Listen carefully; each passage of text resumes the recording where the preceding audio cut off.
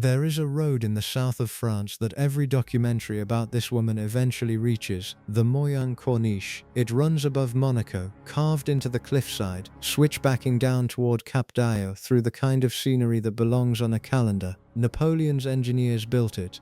The Mediterranean sits below it, wide and blue and indifferent. On the morning of September 13, 1982, a Rover 3500 was on that road. The woman driving it had turned 52 that year. Her daughter, 17 years old, sat in the passenger seat. Halfway down the switchbacks, something happened inside the driver's head. A small cerebral event, seconds of lost motor control on a road that punishes seconds. The car went through a low retaining wall, dropped roughly 120 feet, and came to rest in the brush above the water.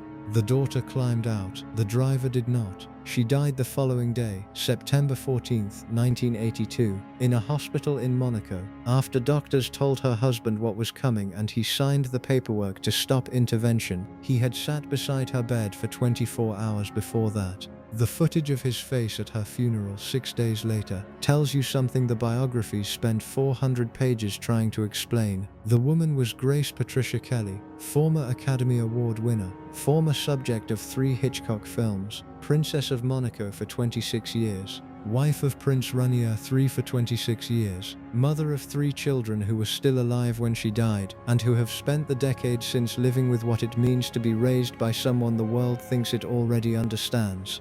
Most people who encounter this story get the shape of it right and nearly everything else wrong. They get Hollywood actress, fairy tale romance, married a prince, gave up films, lived in a palace, died on a cliff road, possibly covered up. What they miss is the substance between those markers. They miss the transaction that preceded the wedding, because it was a transaction documented and deliberate, and the people who arranged it knew exactly what they were doing. They miss what Monaco actually was in 1955 when Grace arrived, because it was not the shimmering tax haven of modern imagination. It was a struggling principality with a casino losing money and a sovereignty problem that could have ended the country's independence inside a decade. They miss what Grace did with her time once the children arrived and the film career closed permanently. Because she did not drift, she built things, real things, things that still exist and still operate and still carry her name on them. They miss the marriage itself, which looked nothing like the tabloid version but also looked nothing like the fairy tale, and which after 26 years ended with a widower who never remarried and asked to be buried next to her in a cathedral. Before we get into this, if you watch this channel and you haven't subscribed yet, do it now. Hit the bell while you're at it, because we go deep on these women. We go deep on their real lives, their actual circumstances, the stuff the documentaries skim over. Grace Kelly is on that list because her story is genuinely one of the most misrepresented in modern royal history. If you like that kind of thing, subscribe, then stay with me because this one takes a while and it is worth it. They also miss the road, the actual road, not the conspiracy version that has circulated since the 1980s with its brake tampering and mafia connections and the persistent false claim that her daughter was driving. The real version. The one the forensic evidence, the eyewitness testimony, and the medical examination support without ambiguity. This is going to take some time. Settle in. Let me start with Philadelphia, 1929, because nothing that comes later makes sense without the family she was born into. John B. Kelly Sr. was not a subtle man. He had grown up in circumstances that required a person to be direct about what they wanted, and he spent the rest of his life being direct about it whether the situation called for directness or not. He made his money in bricks. Specifically, he built a construction company that at its peak was one of the larger brick contracting operations on the East Coast. He also rode competitively at an Olympic level, winning 3 gold medals, and he carried those credentials with the self-assurance of a man who had proven himself in 2 completely separate arenas and saw no reason to lower the volume about either one. He had strong opinions about what constituted legitimate work. Acting did not make his list. Theatre people, in his view, occupied a category adjacent to the unserious, and his daughter Grace's interest in the stage, which appeared early, around the time she turned 12, in school productions and amateur plays in Philadelphia, registered with him as something between an indulgence and an embarrassment. He let her pursue it because he could not exactly stop her. He also let her understand at regular intervals how he felt about it. Grace's mother, Margaret Major Kelly, came from a different kind of family. German-American, athletic, poised, with a strong sense of presentation. She had been the first woman to coach athletics at the University of Pennsylvania. She ran the household with visible competence and maintained a social position that required effort to sustain because the Kellys had money but did not yet have the older kind of respectability that Philadelphia society reserved for families who had been established for longer.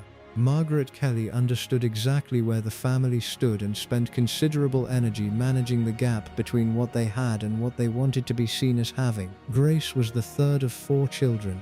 Her siblings were Peggy, John Jr. and Lizanne.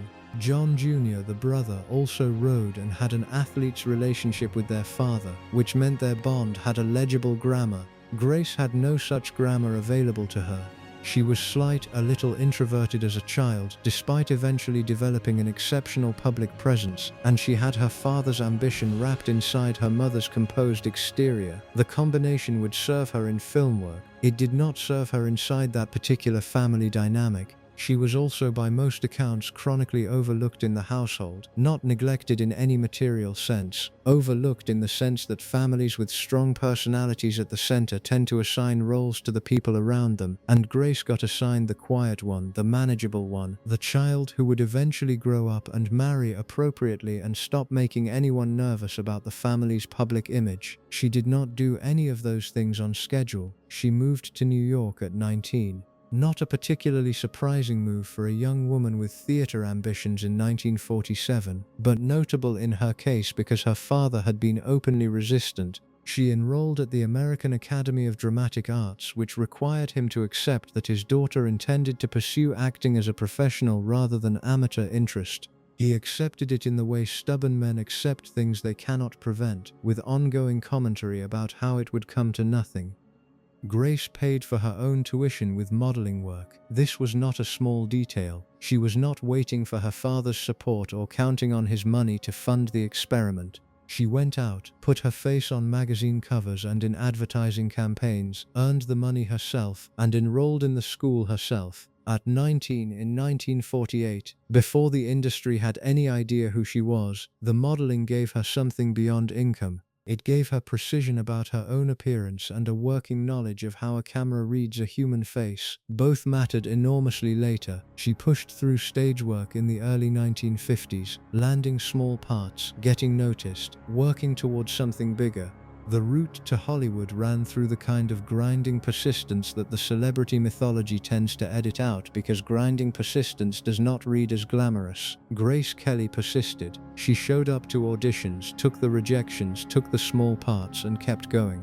By 1952, she had her first substantial film role, in High Noon opposite Gary Cooper. It was not a large part, but the film was a significant one and she held her own inside it. The industry noticed. What followed in the next 3 years amounted to one of the more compressed and remarkable runs in Hollywood history. Mogambo in 1953 opposite Clark Gable, Shot in Africa, Dial M for Murder in 1954, Rear Window in 1954, The Country Girl in 1954. Hitchcock directed 2 of those. William Wyler was interested in her. Gary Cooper specifically wanted her as a scene partner and said so publicly. The Academy Award for The Country Girl arrived in March 1955, which she won over Judy Garland, whose performance in A Star Is Born had been widely understood as the favorite. She was 25 years old. The Oscar had been on her shelf for under 3 months when she started running on empty. Donald Spoto's biography of Grace, published in 2009, draws on archive access nobody had arranged before him.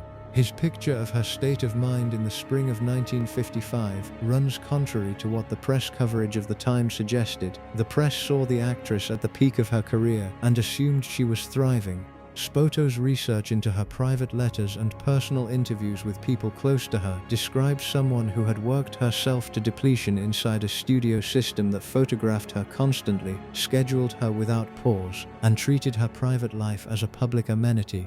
Photographers camped outside her Manhattan apartment. Her relationship with designer Oleg Cassini had collapsed partly under the weight of press attention that the studio declined to moderate because the romance generated publicity.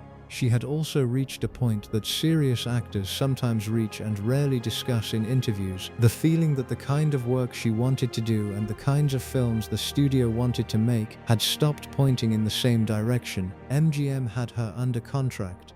MGM's idea of a Grace Kelly film and Grace Kelly's idea of a Grace Kelly film were not the same idea. The award had confirmed her talent. The contract limited what she could do with it. In May of 1955, the French magazine Paris Match asked her to pose for a photograph with Prince Rainier III of Monaco during the Cannes Film Festival. She agreed. She had a free afternoon and the shoot was a scheduling convenience, not an intention. She arrived at the palace in Monaco with a small press delegation, wearing a floral dress that photographs have reproduced 10,000 times since. They spent the afternoon together. He showed her the gardens. She smiled. Paris Match got their image.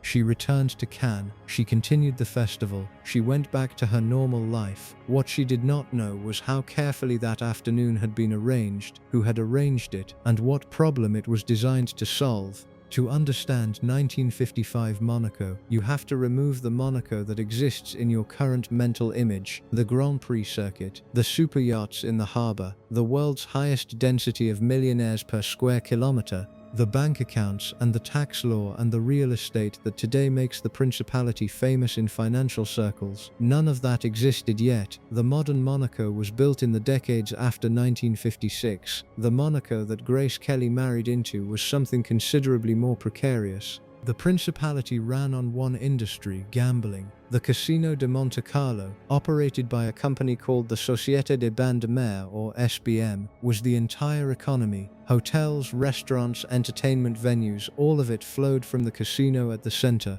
In the 1920s and 1930s, this had worked. The casino attracted the international wealthy class that crossed the Mediterranean on yachts and in private train carriages and wanted somewhere to spend money in an environment of sufficient glamour. After World War II, the model started failing. American GIs had gone home, cheaper Riviera alternatives had opened, the casino's clientele, wealthy Europeans who had survived the war with their fortunes intact, were fewer in number and more conservative in their spending. The SBM ran quarterly reports that pointed consistently downward through the late 1940s and into the 1950s. Sitting on a significant interest in the SBM was a Greek shipping magnate named Aristotle Onassis. This is the same Onassis who in 1968 married Jacqueline Kennedy, a fact which tends to overshadow his earlier role in this story and should not. In 1955, Onassis was not primarily a romantic figure, he was an investor watching his investment bleed. He understood the casino economy's problem clearly. It had no American draw. American money and American tourism had become the dominant force in European leisure after the war, and Monaco had no mechanism for pulling that money toward it. The casino's European prestige meant nothing to American tourists who had never heard of it. He also understood that the principality had a specific vulnerability making investors nervous. A treaty, the Franco-Monegasque Treaty of 1918, contained a clause that reads in plain terms like this: if the reigning Prince of Monaco died without producing a legitimate Grimaldi heir, the principality would lose its sovereignty and revert to France. The country's legal independence depended entirely on Rainier having a son. Rainier had no son. Rainier had no wife. He was 32 years old. He had been romantically involved with a French actress named Gisèle Pascal for approximately 6 years. The relationship ended after the palace arranged a medical examination that concluded, according to palace sources, that Pascal could not bear children. Some biographers raise questions about whether that diagnosis was accurate. What the record supports is that the palace had established a practice of requiring fertility verification from women being seriously considered for marriage to the prince. The arrangement was less about romantic compatibility than about the treaty. The country needed an heir. The prince needed to produce one with a woman who could become pregnant. Father Francis Tucker enters the story here. Tucker was an American Catholic priest serving as the personal chaplain and spiritual advisor to Rainier. Biographers who have researched how the Paris Match meeting was arranged, including the journalist who set it up and who went on record about it, describe Tucker as operating something that functioned less like a religious advisory role and more like an unofficial matchmaking service.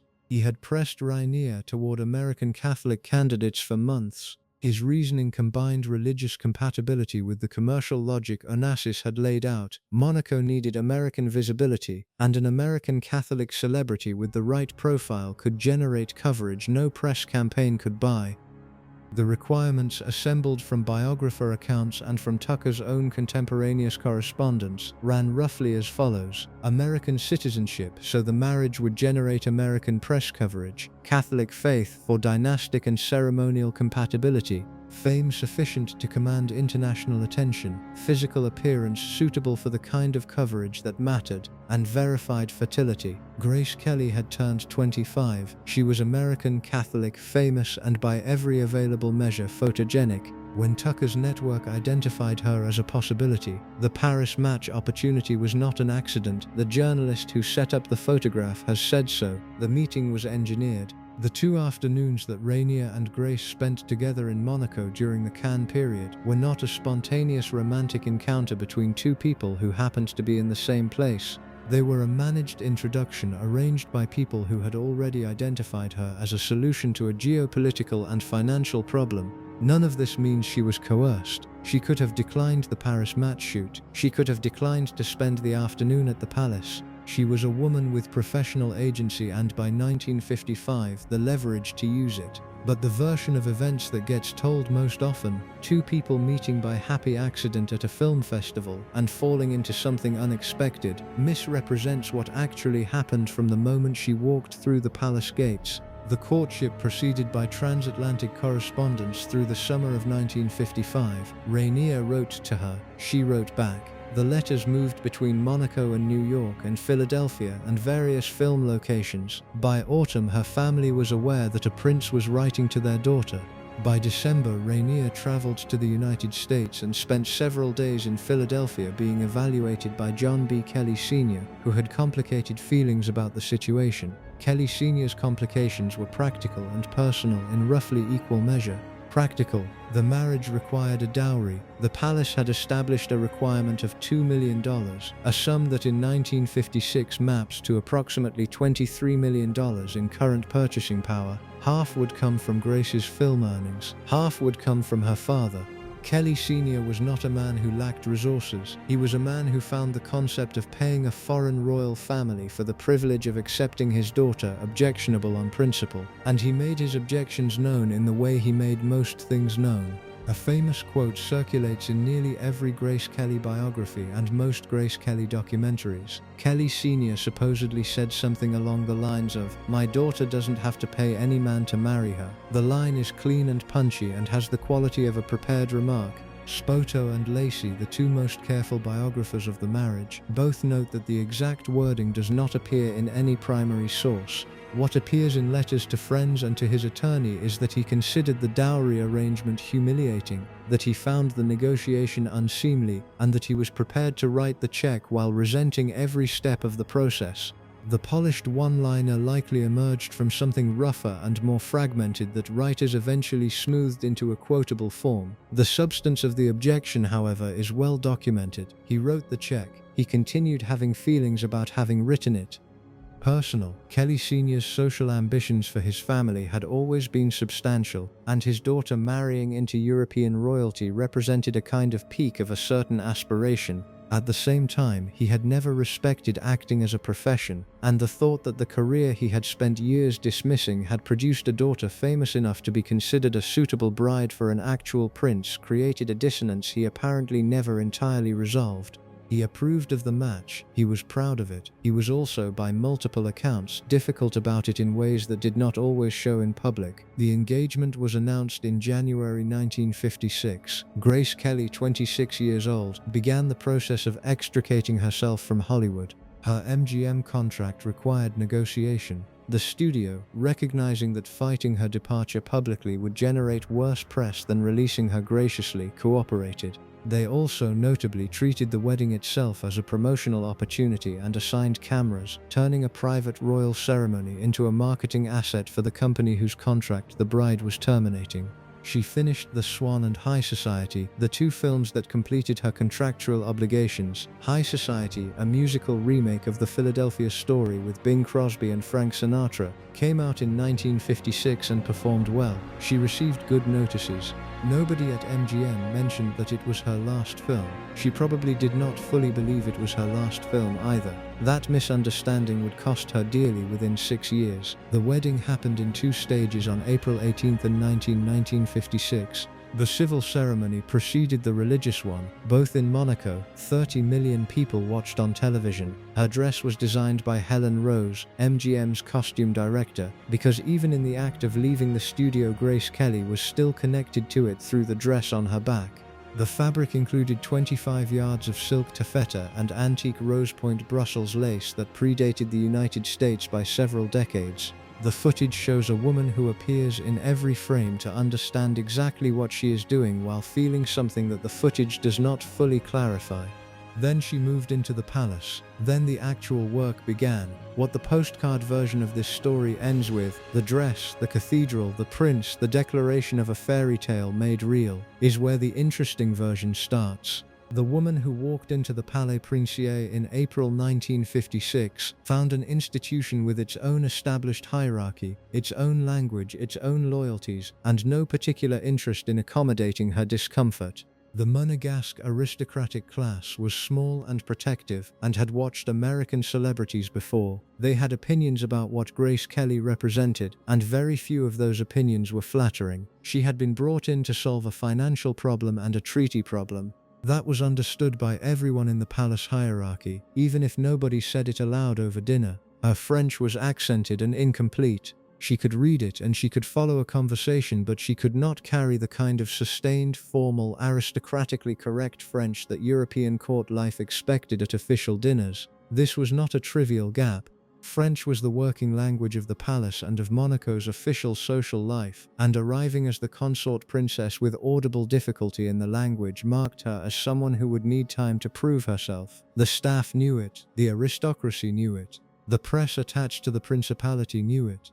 The palace staff did not belong to her. They had served before she arrived. They carried loyalty to the Grimaldi line and to the institutional procedures that preceded her marriage, and they would be there after whatever arrangement she and Rainier eventually built together had run its course. When she attempted to understand how the household operated, she encountered the specific resistance of people who have no interest in being reorganized by a newcomer, and who can resist without ever being overtly uncooperative. The protocols were established. The routines were established. She was the variable that had been introduced into an otherwise stable system. She could not walk to a cafe. She could not telephone a friend in Philadelphia without the call passing through systems she did not control. She could not arrange her own schedule, order her own groceries, or decide on any given Tuesday that she would spend the afternoon alone without that decision having implications for a calendar full of official obligations she had not written. This detail tends to get softened in the romantic telling. The palace had beauty and history and an extraordinary Mediterranean view, and a husband who had demonstrated before the wedding that he found her genuinely engaging. All of that was real. So was the cage. The cage was gilded in the way all the clichés say, and it was still a cage. She wrote to her bridesmaids, 6 women who had stood with her at the altar, most of them American, most of them from her film world, in the months after the wedding. Judith Balaban Quine, who was among the closest of this group and who later wrote a memoir specifically about the 6 bridesmaids and their relationship with Grace, has drawn on those letters in reconstructing what Grace's emotional state was like in 1956 and 1957. The letters describe loneliness. Not the dramatic, collapsing kind, but the slow, surprising kind that arrives when a person discovers that the life they have chosen looks different from the inside than it did from the outside. She had known in the abstract that marrying a prince meant becoming a princess. She had not fully understood what that meant in practice until she was living it. The title and the ceremony were public. The daily experience of having almost no private life, of navigating an institution whose internal politics she had not yet decoded, of being watched by an aristocracy that had already decided she was an outsider, of missing her friends and her city and her professional identity. That was private, and it was not small. She conceived quickly. Princess Caroline arrived in January 1957, 9 months and 10 days after the wedding, which solved the treaty problem with the efficiency of a deadline met. Albert, the male heir, followed in March 1958. The succession was secured. France had no mechanism for absorbing Monaco as long as the male heir was alive and healthy. Onassis had his quarterly reports moving in the right direction. The palace had its continuity. At this point, a question that nobody at the palace appears to have seriously considered before the wedding became unavoidable. What was Grace Kelly supposed to do for the next 40 years? She had been brought in to solve specific problems: an heir, a public face, American visibility. She had solved all of those within the first 2 years. The principality had what it needed. The institutional machinery had no further use for her as an urgent necessity.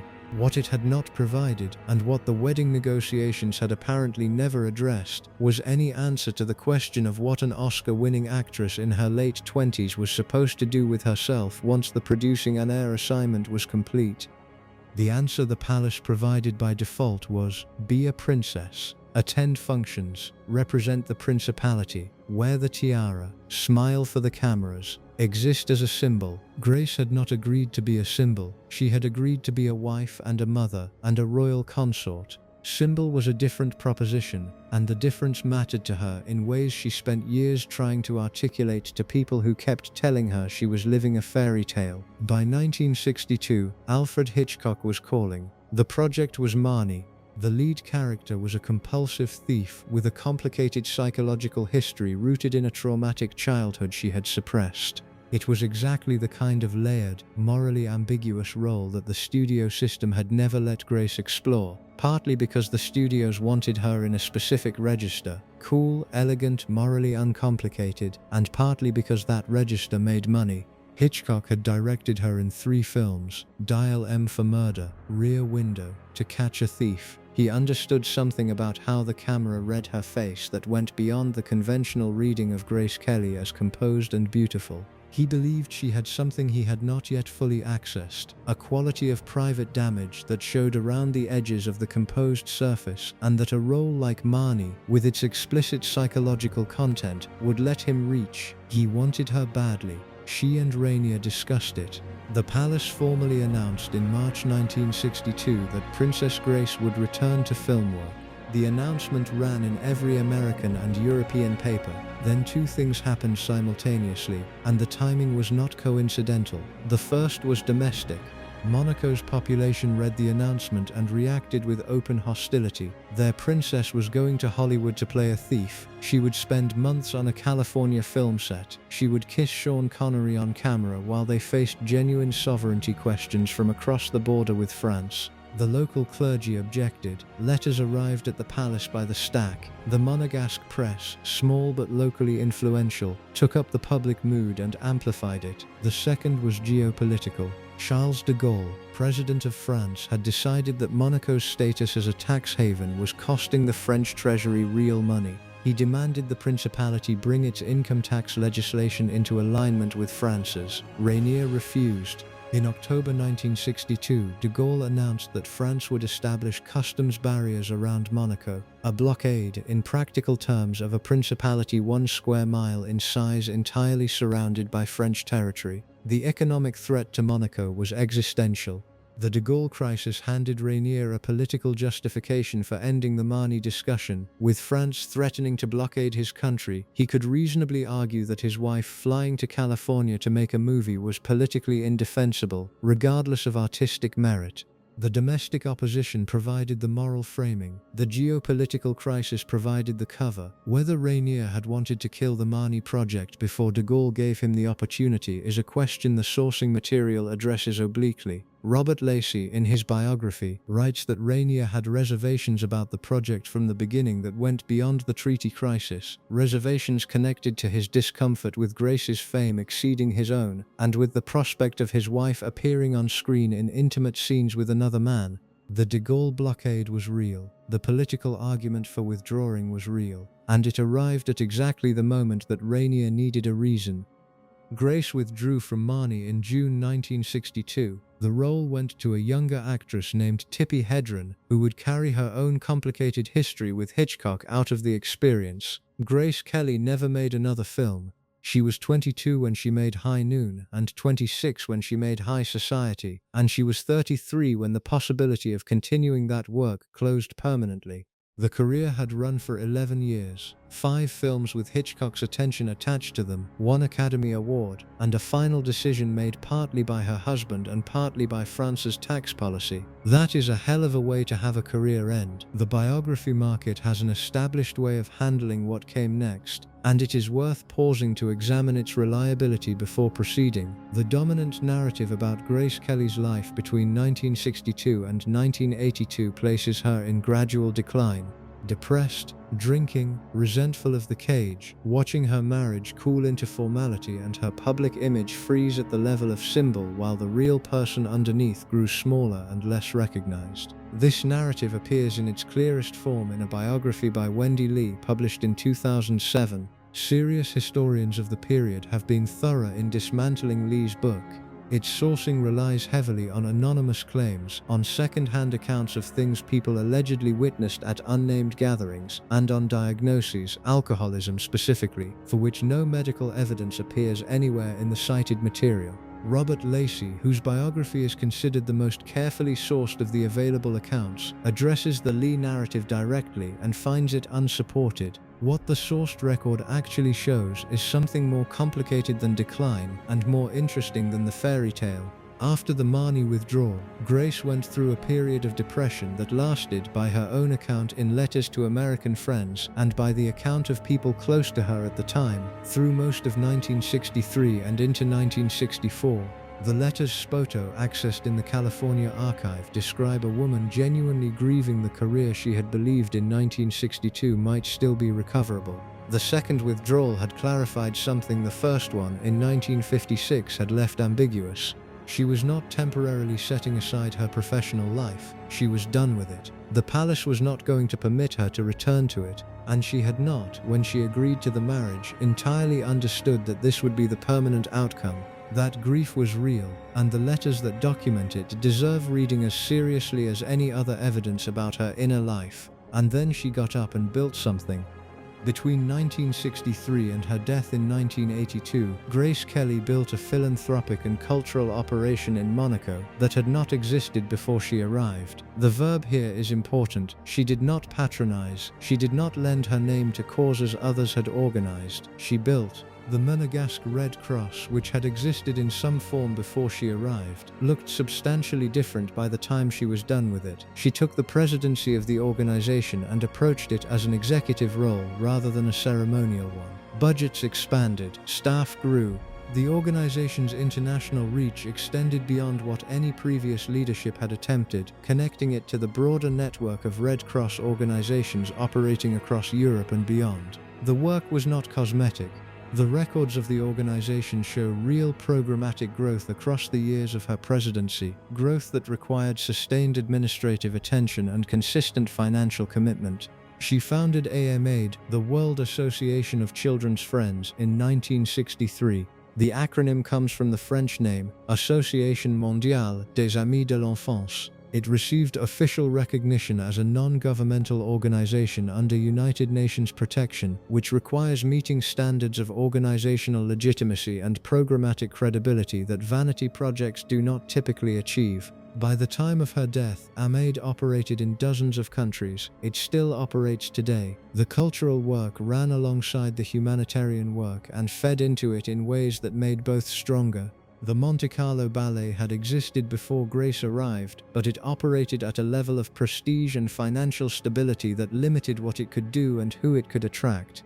Under her patronage, which was genuine rather than decorative, she attended rehearsals, understood the artistic priorities of the company, advocated internally for resources. The company expanded its reach and reputation. It became a destination for serious choreographers and serious dancers in a way it had not been in the 1950s. She also established a foundation for emerging artists that distributed grants to young dancers, filmmakers, and actors wanting to train in Europe. Notably, a portion of those grants went specifically to American students, which served a dual purpose. It maintained her connection to the country she had left, and it built cultural bridges between Monaco and the United States that were commercially useful to the Principality at a moment when American visitors and American capital mattered to Monaco's economic recovery. This last detail matters more than it might initially appear. The Monaco that Grace arrived in was failing.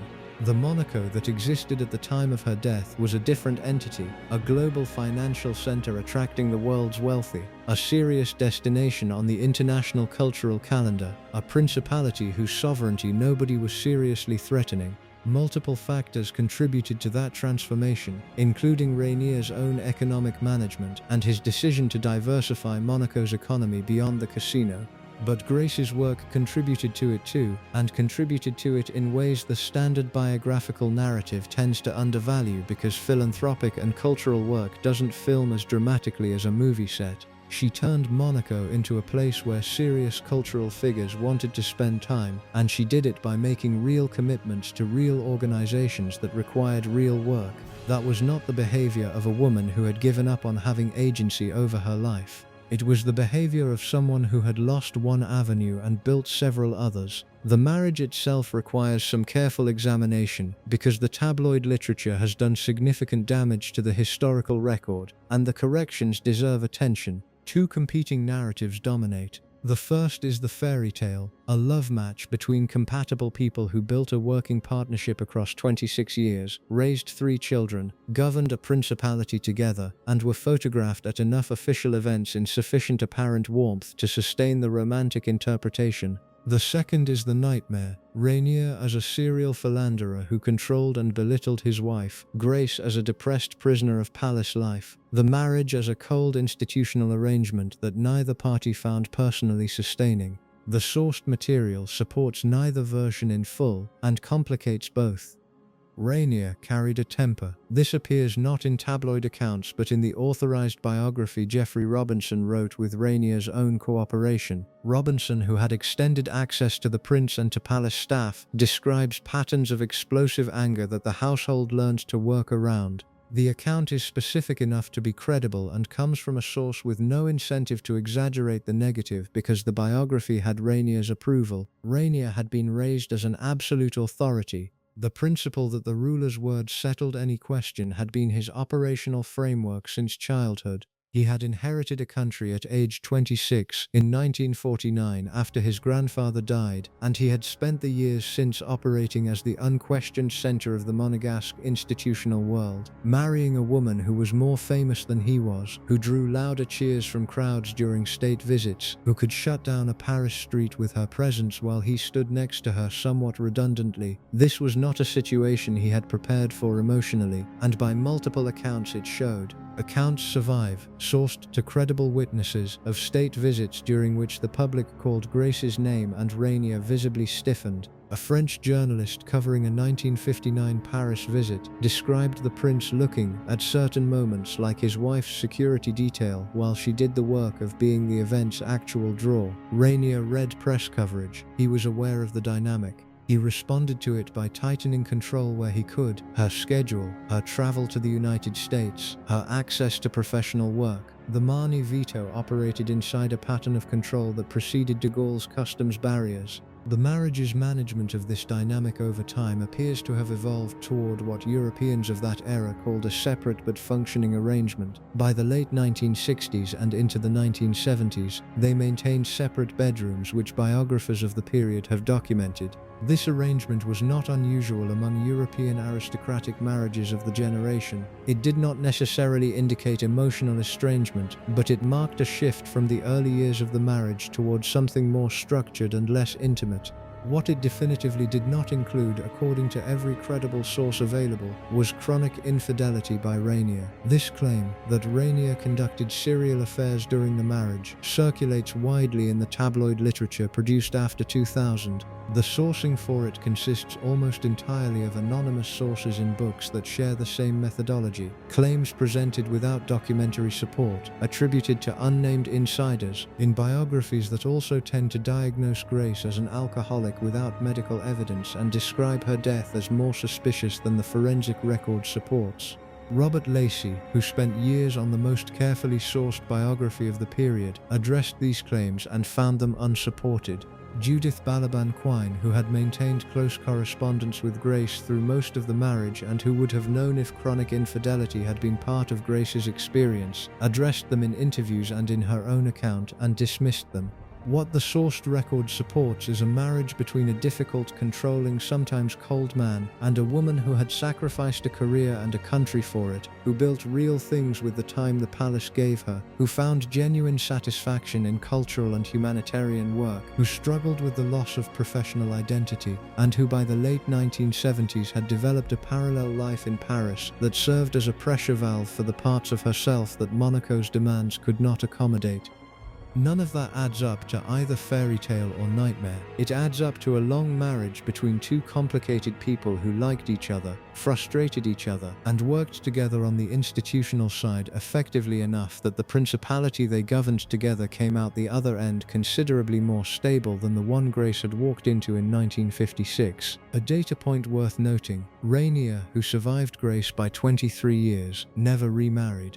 Courtiers and friends made introductions, he declined them. Her rooms in the palace stayed exactly as she had left them. He visited her grave at the Cathedral of Monaco regularly. He died in 2005. He was buried next to her. Men who hated their wives do not typically arrange to spend eternity beside them. The children deserve attention because their experience inside the marriage illuminates dynamics that the public record tends to flatten into costume and protocol. Rainier parented in the mode of the European aristocrat of his generation, disciplinary, hierarchical, physically present but emotionally bounded. The authorized biography documents shouting, inflexibility, the use of presence and volume as primary parenting instruments. Albert, the male heir, developed a stutter as a child. People close to the family at the time, as documented in the biographies, linked the stutter directly to the pressure of being his father's son and the specific anxiety of being measured against an expectation that left no room for the normal errors of a child. Albert overcame the stutter eventually after years of work. The fact of it, and what it pointed toward about the household's emotional climate, stayed with people who observed the family during that period. Grace ran the opposite approach. Accounts from palace staff and family friends consistently describe her as physically affectionate, relaxed about the noise children make, willing to sit on floors and read aloud, interested in her children's specific personalities rather than their symbolic function as the continuation of a dynasty. She spoke English with them. They answered in English. Rainier preferred French at the dinner table. The household operated in two emotional registers simultaneously, and the children navigated between them. This worked while they were small. It started unraveling when they hit adolescence, which is when parenting styles that conflict in theory become impossible to maintain in parallel in practice. Caroline broke formation first. She grew up beautiful, restless and impatient with palace protocol, which had never been her strongest suit even as a child. At 21, in 1978, she married Philippe Junot, a 38-year-old French businessman whose personal history and social reputation both gave Grace and Rainier reasons to object. They objected. The wedding happened anyway. The marriage collapsed in 1980, a year and a half after it had started. Grace had to support her daughter through both a marriage she privately believed was a mistake and a divorce whose public dimension required careful management. The letters to her American friends from this period describe exhaustion, not the clean resolvable kind but the accumulating kind that builds when a person has been absorbing other people's difficulties for years without adequate recovery time. Stephanie presented a different kind of difficulty, more sustained and more personally demanding. Born in 1965 as the youngest of the three, she spent her teenage years pushing every limit the principality had established for her older siblings. She wanted to model, she wanted to sing, she wanted to escape the protocol that Caroline had at least nominally respected. In the final 2 years of Grace's life, managing Stephanie absorbed enormous daily energy, phone calls, arguments about modeling contracts, intervention in various romantic involvements the palace considered unsuitable. Stephanie was not a crisis in the acute sense, but she was a constant demand in the chronic sense, and chronic demands at high intensity take a different kind of toll than acute ones.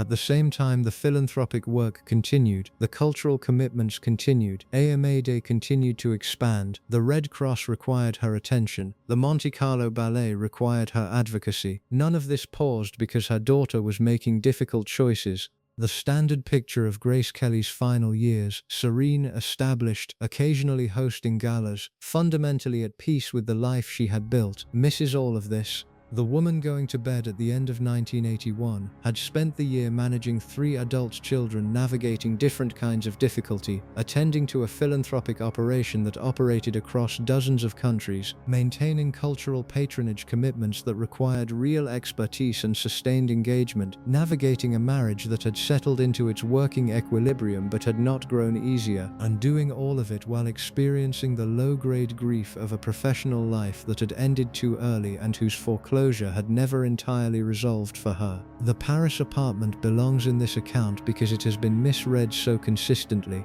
Around 1979, Grace renovated an apartment on the Avenue Foch in the 8th arrondissement of Paris, in a neighborhood she had known since her first visits to France in the 1950s. She began spending more time there, not constantly, not as a separation from Rainier, but regularly enough that it constituted a second home alongside Monaco. The lazy interpretation makes the apartment a prelude to divorce. The biographers who have actually worked through the marital correspondence dismiss this reading. Grace was a practicing Catholic, her children were in line for a throne, and she had built 20 years of institutional life in Monaco. She was not going to walk away from any of it.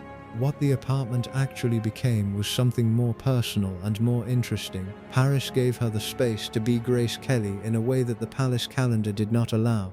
She started giving public poetry readings, collaborating with John Westbrook, a British actor whose voice had the quality and warmth of a BBC Radio 4 regular who has been doing this for 30 years. They toured together, appearing at the Edinburgh Festival, at small concert halls across Britain and Europe, at venues in the United States. She found audiences who came not because she was Princess Grace, but because the readings were good, and she delivered them with the timing and presence of someone who had spent 3 years at the American Academy of Dramatic Arts, and 5 years on film sets with some of the best directors working. She also made pressed flower art. This tends to get treated as a charming eccentricity, the princess and her flowers, how sweet. But the work was exhibited seriously and reviewed seriously in galleries in Paris, New York and Tokyo, by critics who engaged with it as art rather than as royal hobby. The work held up.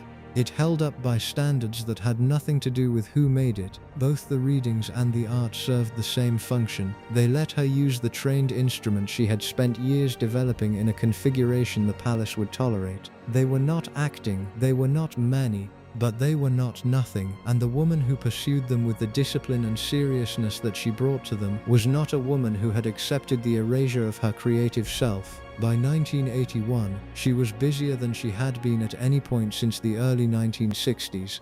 The philanthropic operation consumed daily hours, the readings filled travel weekends, the artwork accumulated in the Paris apartment. Stephanie required daily phone calls. She was working harder at being herself than she had at any point since the wedding. We're going to get to the crash and everything around it, the real story, the conspiracy, the cover-up that wasn't quite a cover-up but created 40 years of conspiracy theory anyway. But first, if you're still here and you're finding value in this, take 2 seconds and hit subscribe. We cover these women the way they actually lived. That means the whole thing, not just the version the documentaries were comfortable with. If that's what you're after, subscribe and we'll keep going. Rainier Louis Henri Maxence Bertrand Grimaldi was born on May 31, 1923. He was the son of Princess Charlotte of Monaco and Pierre de Polignac, whose marriage had been arranged specifically to provide Charlotte's father, Prince Louis II, with a male heir who could continue the Grimaldi line. The marriage between Charlotte and Pierre was not happy, and the two separated before Rainier reached adulthood. He was raised in a household that had formality where warmth might have been, and titles where comfort might have been, and the constant understanding that his personal existence served an institutional purpose. He attended boarding school in England, then Switzerland.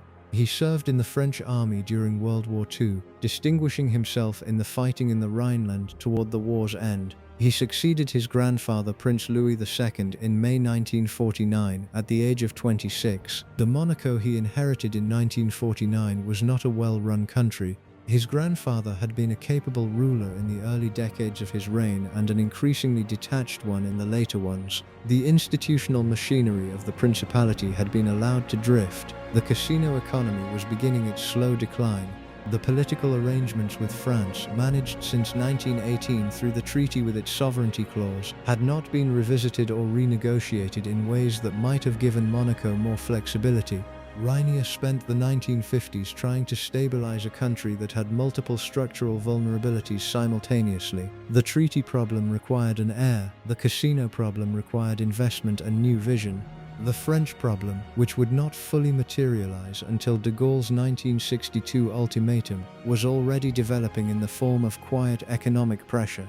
He was a young man running a small state with limited resources and an elderly treaty that held its sovereignty hostage to his reproductive arrangements. This context does not excuse his controlling behavior toward Grace after the marriage. It explains some of its origins. A man who had spent his adult life managing institutional crises in a country he could not afford to mismanage, had developed habits of control that were genuinely useful in one context and genuinely damaging in another. He managed the principality by making decisions and enforcing them.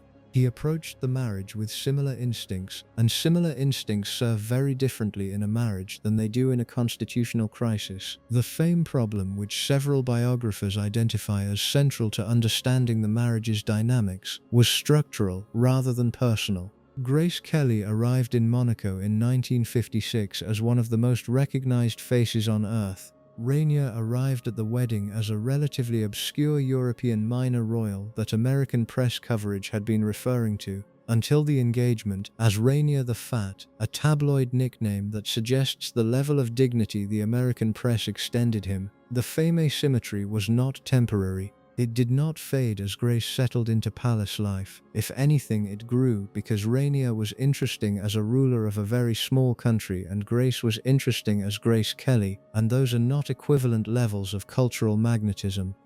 The state visit dynamic that witnesses described, crowds calling her name, Rainier visibly uncomfortable beside her, was not a one-time occurrence. It was a recurring feature of their public life together, and it required Rainier to develop equanimity about it that by various accounts he never fully achieved. Where he did achieve equanimity, and where the public record shows consistent collaboration, was in the governance of the principality. The Monaco that emerged from the 1960s onward, economically diversified, politically stable, internationally connected, no longer exclusively dependent on the casino for its survival, was built jointly. Rainier provided the constitutional and governmental architecture. Grace provided the cultural visibility and the American connection that drew the kind of international attention that made Monaco matter beyond its 0.78 square miles. The Monte Carlo Ballet's elevation, the cultural grants program, Amade's international reach, the poetry readings that kept the name Grace Kelly in circulation in a way that associated Monaco with seriousness rather than just wealth. All of this served the principality's reputation in ways that Rainier's governance work alone could not have achieved. He knew that. He was not unaware of the value her work produced for the country he had married her partly to stabilize. The tension sat between acknowledging the value and managing the resentment that came with needing it. The children's relationship with their father deserves a somewhat fuller treatment than the biographies have typically given it, because it illuminates the marriage from a direction that neither the fairy tale nor the nightmare version tends to examine. Albert, as the male heir, absorbed the most direct pressure. A Monegasque prince in the 1960s and 1970s inherited the full weight of the sovereignty clause, the institutional anxiety about continuation, the knowledge that his existence had legal implications for his country's independence. His father communicated this with the consistency of a man who had himself grown up under the same weight. Albert was expected to perform. He was expected to be capable, present, dignified, and reliably Grimaldi, in a way that his sisters, despite their title, did not carry in the same constitutional dimension. The stutter developed, as noted, under this pressure. Albert has been open in later interviews about the difficulty of his relationship with his father during childhood, describing a dynamic that was demanding and not easily warm. What he has also been open about is that Rainier, whatever his failures as a parent, believed entirely in the importance of what he was doing and communicated that belief with a consistency that served as a kind of structure even when the warmth was absent. Caroline, the oldest daughter, navigated a different kind of pressure. She was her mother's daughter in ways that were both a strength and a complication. She had Grace's social intelligence and Grace's tendency toward emotional investment in the people she chose, and she applied both in directions that the palace did not always sanction. The first marriage, to Juno, represented a collision between her own judgment and her parents' institutional concerns, and she won the collision only to discover that her parents had been right about Juno.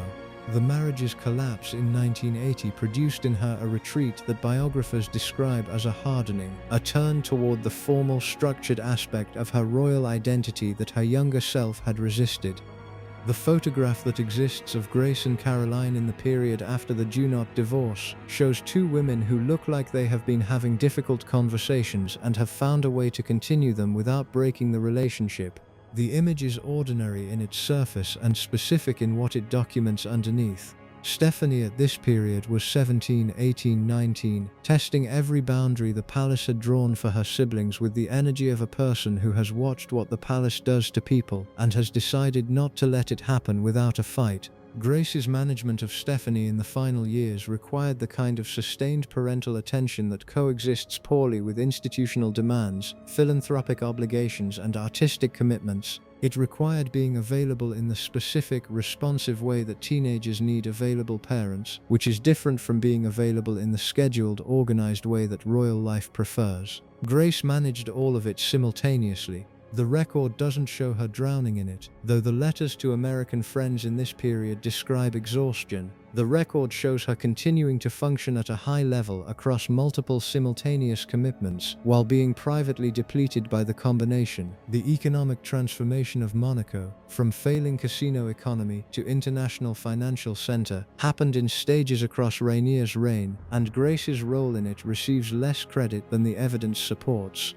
The foundation was the Franco-Monegasque Agreement of 1963, negotiated in the aftermath of de Gaulle's threatened blockade. The agreement, which took effect in 1963, established that Monaco would apply French tax regulations to French nationals living in the Principality, but would maintain its own fiscal regime for non-French residents.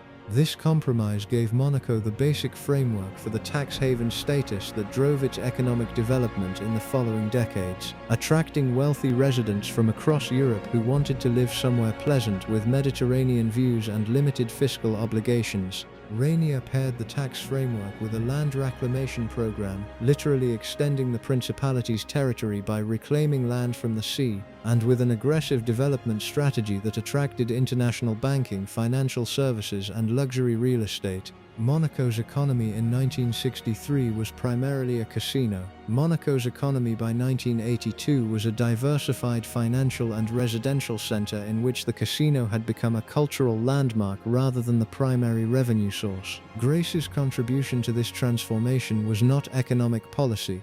It was something adjacent to but distinct from that. She made Monaco interesting to people who could afford to live anywhere. Her cultural programming, her philanthropic visibility, her maintenance of a social world in which serious people from serious institutions wanted to spend time, these attracted the kind of resident and visitor for whom the casino alone would not have been sufficient reason to relocate. A principality that could offer the Monte Carlo ballet at a serious level, that had established connections to humanitarian work operating in dozens of countries, that hosted the Edinburgh Festival Circuit's poetry readings in its concert halls, was a different kind of destination than one that offered primarily gambling and mild tax advantages. This argument runs somewhat against the grain of how Grace is typically discussed in relation to Monaco's development, which tends to limit her contribution to attracted international press attention. The cultural infrastructure she built deserves more credit than that, because cultural infrastructure that attracts high-net-worth individuals to a location has direct economic consequences, and the institutions she built had that effect. By 1980, both Grace and Rainier had reached the point in a long marriage that the biographers of marriage call the reckoning, the period when the life you have built has accumulated enough to weigh, and the person you have become across decades of building it stands in some complicated relationship to the person you were when you started. Grace was 50 in 1979. She had been a princess for 23 years, a mother for 22 years, a philanthropist and cultural patron for 16 years. She had not made a film in 17 years. She had been in a marriage for 23 years that had produced 3 children, a genuine institutional partnership, and a personal dynamic that had required sustained negotiation to keep functional. Rainier was 56 in 1979. He had ruled Monaco for 30 years. He had transformed its economy. He had survived de Gaulle's blockade, several constitutional crises within the principality, and the sustained challenge of governing a city-state in the age of international finance and mass media. He had also spent 30 years married to the most famous woman in Europe, and had managed the experience of watching crowds choose her over him every time they appeared together with whatever internal resources a man of his specific formation brings to that problem. The separate bedrooms arrangement, which had been in place for some years by this point, suited both of them in the way that arrangements suit people who have learned to accept the gap between what they had expected and what they had found. It was not unhappy, it was not warm, it was functional. The Paris apartment addressed the part of the gap that the arrangement could not. When Grace was in Paris, she was not Princess Grace. She was a woman in her early 50s who gave poetry readings and made botanical art and had dinner with friends who had known her before the palace, people who addressed her as Grace without the slight pause that appears in the speech of people who are managing a title while talking to a person. This is not a minor detail about her psychology. The ability to spend time in an environment where your identity is not entirely institutional, where people respond to your actual personality rather than to your symbolic function, is not a luxury.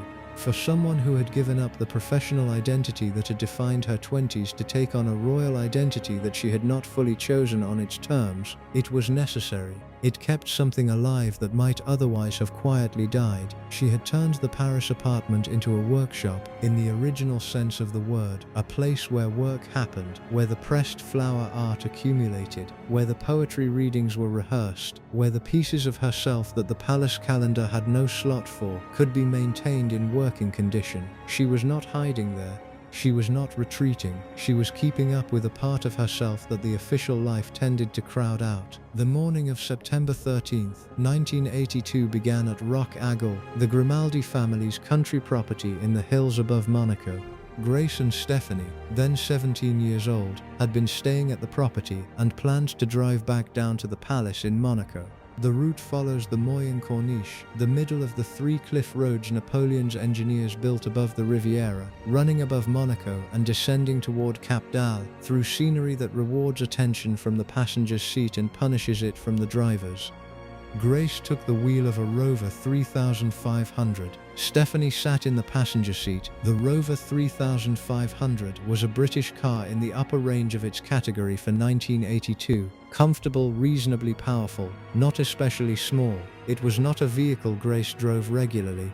The palace maintained a fleet of cars, and the routes around Monaco were usually handled by a driver. On this particular morning, for reasons that are documented but not unusual, a schedule decision, a preference for driving independently on a familiar route, Grace drove. Approximately halfway down the switchbacks, witnesses and subsequent medical examination establish she suffered a transient ischemic event, a small temporary disruption of blood flow in the brain. The event lasted seconds. It produced a loss of motor control on her right side. On a road like the Corniche, in a car moving through a switchback, seconds of lost motor control is sufficient to put the car off its line. The Rover went through a low retaining wall at a point where the road curves. Below the wall, the terrain drops approximately 120 feet down the mountain before leveling toward the Mediterranean. The car tumbled. A truck driver named Yves Philibile was driving behind the Rover. He saw it happen. He stopped immediately. He is documented in the police investigation as the first person to reach the wreck. His testimony to police on the day of the accident describes a woman in the driver's seat. He repeated this testimony in every subsequent interview he gave on the subject for the rest of his life. His account never changed. Stephanie survived with a hairline fracture of a vertebra and bruising. The positioning of her injuries documented in the forensic investigation was consistent with the passenger seat and inconsistent with the driver's seat. She climbed out of the wreck. She flagged down a passing car. Emergency services arrived. Grace was unconscious in the driver's seat. She had suffered a second and substantially larger cerebral event during or immediately after the crash, a hemorrhagic stroke, the kind that produces the rapid internal bleeding the brain has no mechanism to contain. Emergency services transported her to Princess Grace Hospital, a facility named for her and built during her tenure as patron. The irony was noted by everyone who was paying attention and by nobody who was in any position to fix it. Rainier reached the hospital and stayed. He did not leave her bedside. By the accounts of hospital staff and family members present during the vigil, he sat there through the night and into the following day as the medical picture clarified into certainty. The certainty was that she would not recover. The hemorrhagic stroke had produced damage the brain could not repair. The question was no longer whether, only when. On September 14, 1982, the family made the decision to withdraw life support. Rainier signed the authorization paperwork himself. According to the accounts of people present, he described doing this as the worst act of his life. He was not being rhetorical. The paperwork in his hand confirmed a truth he had spent 24 hours sitting beside while willing it not to be true. She died on September 14, 1982. She was 52 years old. The conspiracy version of what happened on the Corniche exists in a form that 40 years of repetition has made feel more documented than it is. It is worth addressing directly because it has done real harm to real people, most particularly to Stephanie, and because the factual record makes it unnecessary.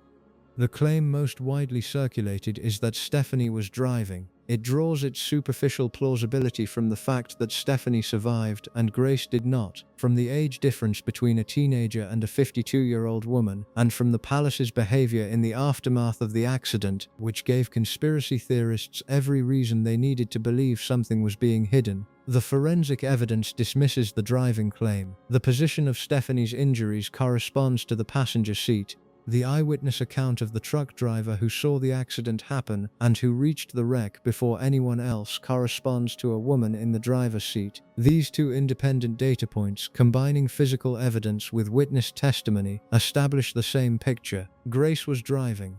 Stephanie was a passenger. A small cerebral event caused the driver to lose control. The second conspiracy claim involves external interference, brake tampering, organized crime, a plot connected to Monaco's financial community or to some murky story of blackmail or debt. No physical evidence supports this. The investigation found no mechanical fault attributable to external interference.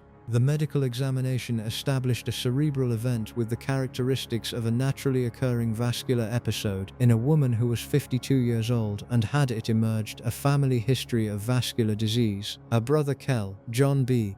Kelly Jr., died in 1985 from a brain aneurysm at the age of 57. The family's vascular history had not been publicly known before the accident. It became relevant afterward. So why, if the events were straightforward, did 40 years of conspiracy theory grow out of them?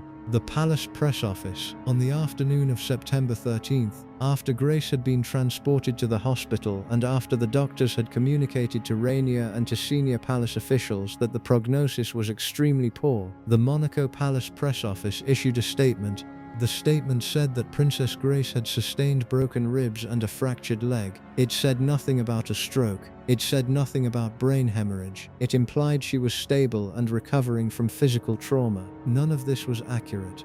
The broken ribs and fractured leg described minor physical damage. The actual damage, the hemorrhagic stroke producing irreversible brain injury, was not mentioned. The press office issued the statement Rainier could live with at that moment, not the statement the facts supported. The reason was human and almost entirely counterproductive. Rainier had been told what was coming. He had not accepted it. He was sitting beside his wife's bed. The official communication from the palace reflected the emotional state of a man who could not yet say the words out loud, rather than the medical facts the world deserved to know. When Grace died less than 24 hours after the palace had announced broken ribs and a fractured leg, the gap between the two realities was too large to explain as a simple medical update. The public received the news that Princess Grace had died after the palace had told them she would recover. In the space between those two announcements, every conspiracy theory that has been circulating since 1982 found its oxygen. If the palace had told the truth on September 13th, the conspiracy theories would not exist. There would have been a tragedy and a medical explanation and a period of grief that the world would have shared and moved through. Instead, there was a tragedy and a false statement followed by the actual truth, and that sequence made the official account feel like a cover story even to people who had no particular reason to distrust the palace.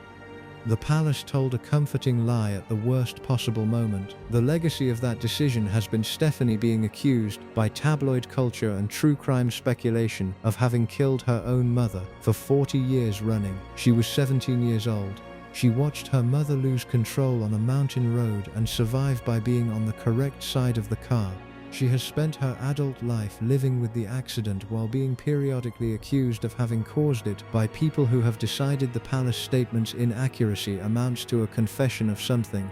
That outcome was entirely preventable, and it was caused entirely by Rainier's inability to authorize an honest statement while he was sitting in a hospital waiting for his wife to die. The compassion that circumstance requires is uncomplicated. He was a husband beside a dying wife. He was not operating at his clearest. He authorized the statement he could authorize at that moment, and the consequences cascaded in ways nobody in that hospital room could have predicted. The damage has lasted 40 years. The funeral on September 18, 1982 was attended by a large portion of European royalty and a contingent of international figures that reflected the range of Grace's professional and personal connections across her life. MGM sent representatives. Several of the women who had been her bridesmaids flew in from the United States. The Monegasque public lined the streets. Rainier sat in the front row of the Cathedral of Monaco. He wept through the service. The footage exists. Whatever reservation a person might bring to it, the awareness that grief is sometimes performed, that royal funerals have their theatrical dimension, that a man who controlled everything around him might also control his public mourning, the footage defeats those reservations. He looks like someone who has had a structural element removed from the load-bearing part of his life without warning, and is discovering in public what the absence weighs. He ruled Monaco for 23 more years after her death. He oversaw the continued development of the principality's economy. He watched his children navigate the complicated aftermath of being raised by Grace Kelly and Rainier Grimaldi simultaneously. He attended official functions, made state decisions, managed the institution. He did not remarry. In interviews across the following decades, journalists who asked him about her found that he would either redirect the question or respond in short sentences separated by long pauses, as if speaking carefully around something fragile that he had not quite put down. He died on April 6, 2005. He was buried next to her in the cathedral. The official medical cause of Grace Kelly's death was hemorrhagic stroke. She had driven the car. A transient ischemic event caused her to lose control on the corniche. The car went over the retaining wall. The crash produced a second, larger stroke. She did not survive the second one. None of this was dramatic in the sense that the documentaries tend to require. There was no villain, no plot, no deliberate act. There was a 52-year-old woman with a family vascular history on a winding road who experienced a medical event at the worst possible moment in the worst possible place. The conspiracy theories grew not from gaps in the evidence but from the gap in the official communication. The palace told an incomplete truth and let the incomplete truth become the first public version, and then when the complete truth followed, it felt like a correction rather than a confirmation, and corrections of official statements breed distrust that persists long after the underlying facts are established. Grace Kelly's death was a medical event on a mountain road. Her life was 26 years of building things that the mountain road ended before she was finished with them. AMAD still operates. The organization Grace Kelly founded in 1963 functions today across dozens of countries as a non-governmental organization under United Nations protection, concerned with children's welfare and education. The headquarters remain in Monaco. The operational reach extends well beyond it. The work she started has been continuing for 61 years. The Monegasque Red Cross, which she rebuilt from the organizational equivalent of a local charity into an internationally networked institution, continues operating under subsequent presidencies that have maintained the structural improvements she introduced. The Monte Carlo Ballet, officially the Ballet de Monte Carlo, is an internationally regarded company that attracts serious choreographers and serious dancers from across Europe and beyond. Its reputation at that level was not a foregone conclusion. It required the sustained attention and advocacy of a patron who understood what serious artistic work required and was willing to put institutional resources behind it. The pressed flower art exists in several permanent collections and has been exhibited at venues that would not have taken it in simply because a princess made it. The work survived its maker's name. These are the things Grace Kelly built that still exist. They are not nothing. The Hollywood career she left behind survives in a different way. It survives as a fixed record, which is both its limitation and its protection. The 5 Hitchcock-adjacent films, the Oscar performance in The Country Girl, the specific quality that Hitchcock spent years trying to articulate and that he captured most explicitly in Rear Window, all of it is accessible, unaltered, available to anyone with sufficient curiosity to look. What is also accessible, though less widely engaged with, is the letter archive that Spoto worked through for his 2009 biography. Grace Kelly was a consistent, detailed, honest letter writer. She wrote to her bridesmaids in New York and Philadelphia throughout her life in Monaco. She wrote to Judith Balaban Quine with the candor of a woman who had chosen one person to tell the truth to, and who used that channel consistently for decades. She wrote to other friends from her film years who understood the life she had traded and who could receive her accounts of the life she found without requiring her to perform gratitude for it. Those letters constitute a primary source of exceptional value for understanding her interior experience of the 26 years in Monaco. They are less accessible than the photography because the photography is everywhere and the letters require a researcher to have arranged access to an archive in California. They deserve wider engagement than they have typically received. What they show, taken as a whole, is a woman who was more complicated than the symbol, and more resilient than the tabloid victim, and more honest about her circumstances than any of the documentary treatments have suggested. She knew what she had given up. She said so explicitly. She also built things. She said that too, with less fanfare but equal clarity. The question of how we assess a life like hers requires some acknowledgement of the specific framework we're working with. The framework that produces the fairy tale version requires a woman to have been happy in the life she chose. It requires the palace to have been worth the trade. It requires the prince to have been kind and the marriage to have been warm and the years of philanthropy to have been fulfilling rather than compensatory. That framework produces a story that is easy to receive and carries no sharp edges. The framework that produces the tabloid nightmare version requires a woman to have been a victim of her choice. It requires the palace to have been a prison, the prince to have been a persecutor, the philanthropy to have been a substitute for the career that was taken. It requires her to have been small and depressed and declining throughout the years that the documentary version shows her composed and purposeful. That framework produces a story with a villain and a moral and the specific satisfaction that comes from having identified someone who deserved what happened to them. Neither framework is adequate. The sourced record shows a woman who made a specific trade in 1956 with incomplete information about what she was trading for, who spent years coming to terms with what the trade had cost, who built genuine things with the time and resources the trade provided, who maintained honest communication with people she trusted about what the life was actually like, and who at the end of it was still working, still building, still more interested in the next thing than in the accounting of the last one. She was not happy in the unqualified, continuous sense that the fairy tale requires. She was also not destroyed in the way the tabloid version implies. She was a person living a specific life in specific circumstances who made specific choices with what she had, some of which worked out well and some of which did not. That description applies to most lives. The fact that this particular life took place in a palace on the Mediterranean with a tiara and an Oscar involved does not exempt it from the ordinary human condition of having been partially successful and partially compromised and wholly specific to the person living it. What deserves the most direct examination is what her story reveals about the specific transaction she was recruited to participate in. The negotiation of 1955 and 1956 was conducted between parties who had different understandings of what was being agreed. Grace understood she was marrying a man and becoming a princess. The palace understood they were acquiring a solution to an heir problem and a visibility problem. Onassis understood he was protecting a financial investment. Father Tucker understood he was completing a pastoral assignment that would also benefit Monaco's standing in the Catholic world. John B. Kelly Sr. understood he was writing a check that would elevate his family's standing while publicly humiliating him.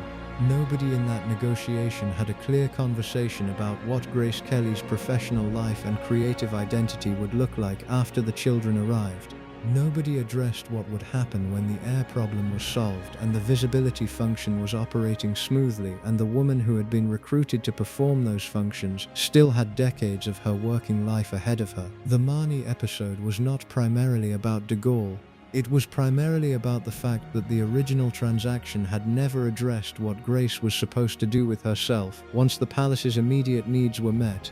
The absence of that address meant that when she tried to answer the question for herself, the answer was vetoed because the institution had never granted her the standing to ask it. She worked around that limitation with the poetry readings and the art and the expanded philanthropic work. She worked around it well enough that the life she built in Monaco was substantive, but the limitation was real and it cost her something she had spent her 20s earning and had not been adequately compensated for losing. The most honest summary of her life is this: she was brought to Monaco to solve specific problems. She solved them. And she then spent 26 years building a secondary life in the space the institution allowed her, with a creativity and discipline and refusal to be only what the palace needed her to be that the documentary record, once examined properly, shows clearly. She was not a fairy tale, she was a person. The distinction matters because the people who have been sold the fairy tale have been sold a story about someone who does not exist, and in the process they have missed the story of someone who did. Alfred Hitchcock told people who asked him what he found in Grace Kelly that he had found something the camera read as both composed and secretly in distress, and that the specific combination was what made her interesting to photograph. He said variations of this in different interviews across the years, always with the qualifier that he had not yet fully accessed it, that he had gotten close in Rear Window, but that Marnie would have been where it finally came through completely. He was probably right about this, and his being right about it illuminates something about her acting that the standard account of her as a Hollywood ice queen tends to obscure. The Ice Queen reading of Grace Kelly as a film presence derives primarily from her surface, the composure, the precision of her diction, the controlled physical presence, the coolness of expression that comes across as untouchable in still photography and reads somewhat differently in motion. The reading is not entirely wrong, but it is significantly incomplete. What it misses is the consistent quality in her best performances of something underneath the composure that has not been fully resolved. In Rear Window, Grace plays a woman in love with a man who will not commit to her, whose situation produces in her a sustained performance of patient accommodation that has real cost visible to anyone paying attention. The character's surface is serene. The surface is also a performance within a performance. She is playing a woman performing serenity while feeling something else. That double register is not a simple acting choice. It requires a performer to maintain two states simultaneously, the presented one and the experienced one, in a way that the camera can read both. Hitchcock understood that Grace Kelly knew what that felt like from experience. Her family's formation had required the management of interior states beneath composed exteriors from early childhood. Her father's contempt for her profession, maintained while he lived in the house she grew up in and ate the meals she ate and was present at the occasions she attended, required a management of response that constituted daily practice in exactly the technique Hitchcock valued in her acting. The composure was real. The cost was also real. The camera read both. What Marnie would have let him do was bring the cost to the surface explicitly rather than implying it. The character's psychological damage was the content of the film rather than the undercurrent. Grace Kelly playing Marnie would have been Grace Kelly without the professional requirement to maintain the composed surface, which is to say it would have been a revelation of the thing Hitchcock had been circling since Dial M for Murder. The film that was made instead with Tippi Hedren is good. It is not what Hitchcock had been working toward for a decade. The replacement is audible in the film's final texture, something tight where something released should have been. The Hitchcock relationship itself has attracted the kind of prurient speculation that tends to accumulate around powerful directors and their leading women. The record on this is less complicated than the speculation implies. Hitchcock had a pattern, documented across multiple leading women and multiple productions, of developing intense psychological attachments to the women he directed that went beyond professional interest and created situations of real discomfort. Tippi Hedren has been explicit and detailed about her experience on the set of The Birds and Marnie. Kim Novak has spoken about vertigo. The pattern was real, the behavior was real, and its consequences for the women involved were real. Grace Kelly's experience appears to have been different in degree, if not entirely in kind. She had made 3 films with Hitchcock by the time she left Hollywood, and her accounts of working with him in letters and interviews describe professional admiration complicated by an awareness of his controlling tendencies that she managed by maintaining the composure she brought to everything. She was not naive about Hitchcock. She was also not undefended against him in the way that actresses with less professional standing and less personal confidence sometimes were. She was Grace Kelly. He knew who she was and what her market position represented, and that knowledge moderated how he operated with her. The honest assessment is that Hitchcock recognized something genuinely real in her and wanted to film it, and that the recognition was embedded in a professional dynamic that was not without its problematic dimensions, and that the Marnie project represented his best opportunity to get what he had been trying to get for 10 years, and that the opportunity was removed by forces that had nothing to do with either of them. He spent the rest of his career working with other actresses. None of them gave him what he had been looking for. The question of whether Grace Kelly was happy in Monaco can be answered in at least 3 different ways depending on which evidence you weight and which period you ask about. In 1957 and 1958, the early years after the wedding, probably not particularly. The loneliness the letters document was real. The professional loss was recent. The difficulty of establishing herself inside an institution that had clear ideas about what she was for was ongoing. Through the 1960s, after the Marnie decision, demonstrably not consistently, the depression Spoto documents in the letters from 1962 and 1963 was real. The grief over the permanent foreclosure of the film career was real. The question what now was open and uncomfortable, and the institution was providing answers she had not been given the opportunity to vote on.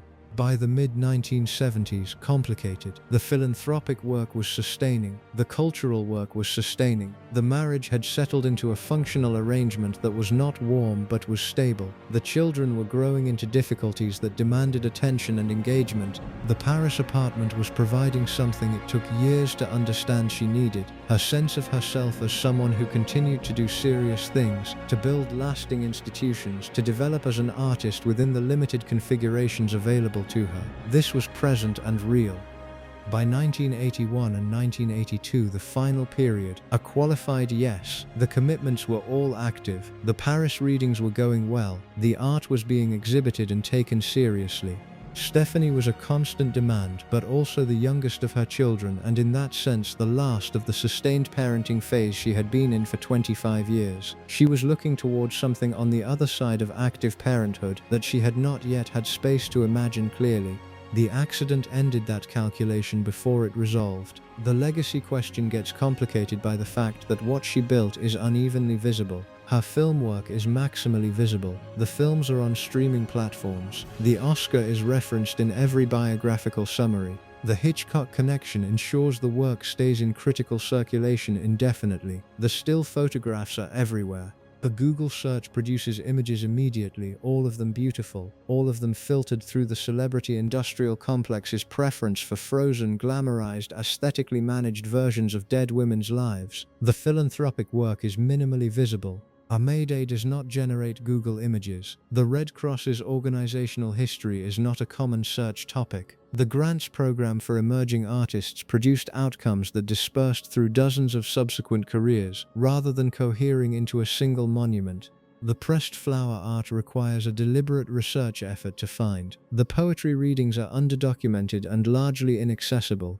This visibility asymmetry distorts the overall picture of her life because it means the version of Grace Kelly that the culture casually accesses is heavily weighted toward the Hollywood years and the wedding year and the accident, with everything between compressed into a gestural acknowledgement that she was a beloved princess and a patron of the arts. Phrases that communicate nothing specific and therefore communicate nothing at all. The work between 1963 and 1982 was not glamorous in the photographic sense. It was not the kind of work that produces the images the celebrity industry needs. It was administrative and institutional and organizational, with the specific unglamour of serious work done consistently over time in service of missions larger than the individual doing them. It produced outcomes that are still operating 40 years after her death. That is the summary the standard treatment consistently fails to give her. She spent 19 years building things that outlasted her, in a country where she had been brought in as a financial and demographic instrument, inside a marriage that was complicated enough to sustain serious historical attention, under conditions that had taken her professional identity and replaced it with an institutional function she had not designed. She worked around the institutional function. She built past it. She maintained enough of herself that when she died, there was something substantive to mourn beyond the symbol. Grace Patricia Kelly was born November 12, 1929 in Philadelphia. She moved to New York at 19 with tuition money she had earned herself and enrolled in the American Academy of Dramatic Arts over her father's objections. She built a professional career as a model and then as an actress through the early 1950s. She appeared in significant films with significant directors in a compressed period that produced an Academy Award by the time she was 25.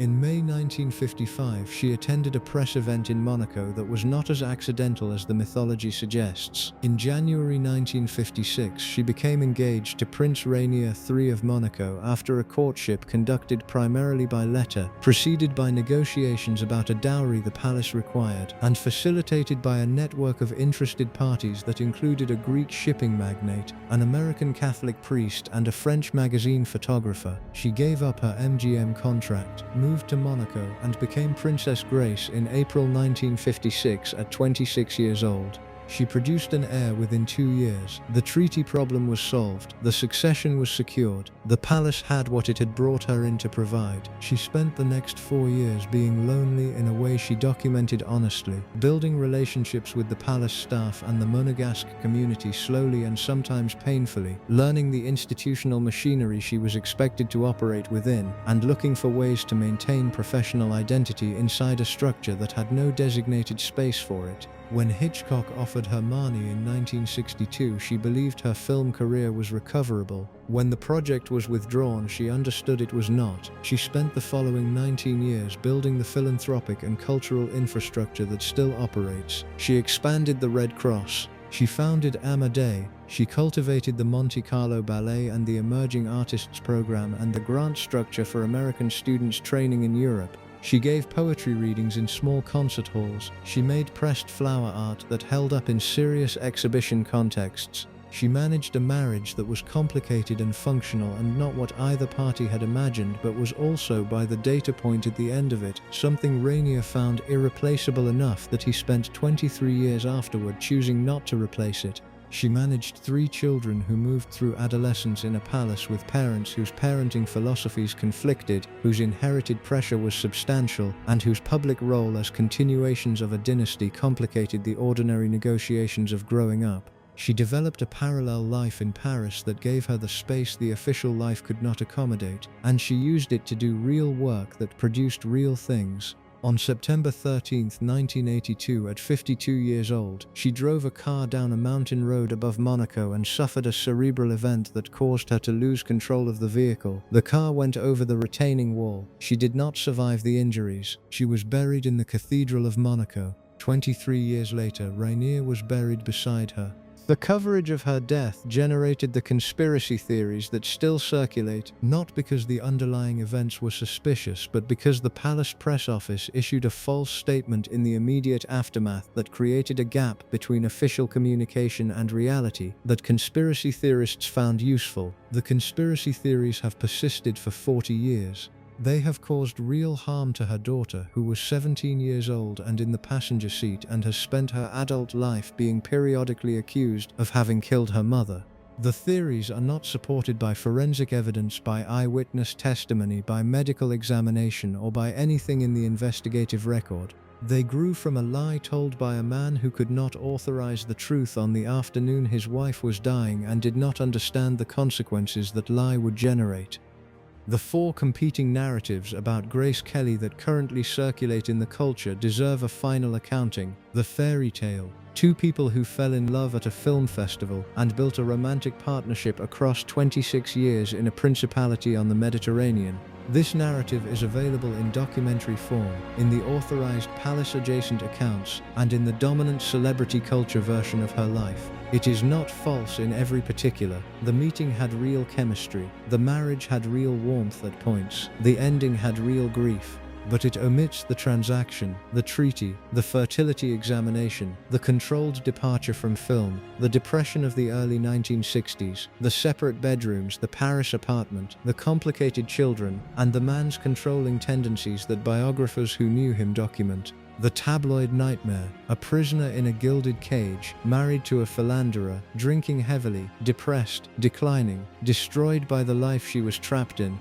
This narrative is available primarily in the post-2000 tabloid biographies that Lacey and Quine and serious historians have dismantled on sourcing grounds. The alcoholism is not documented medically. The serial infidelity is not supported by primary evidence.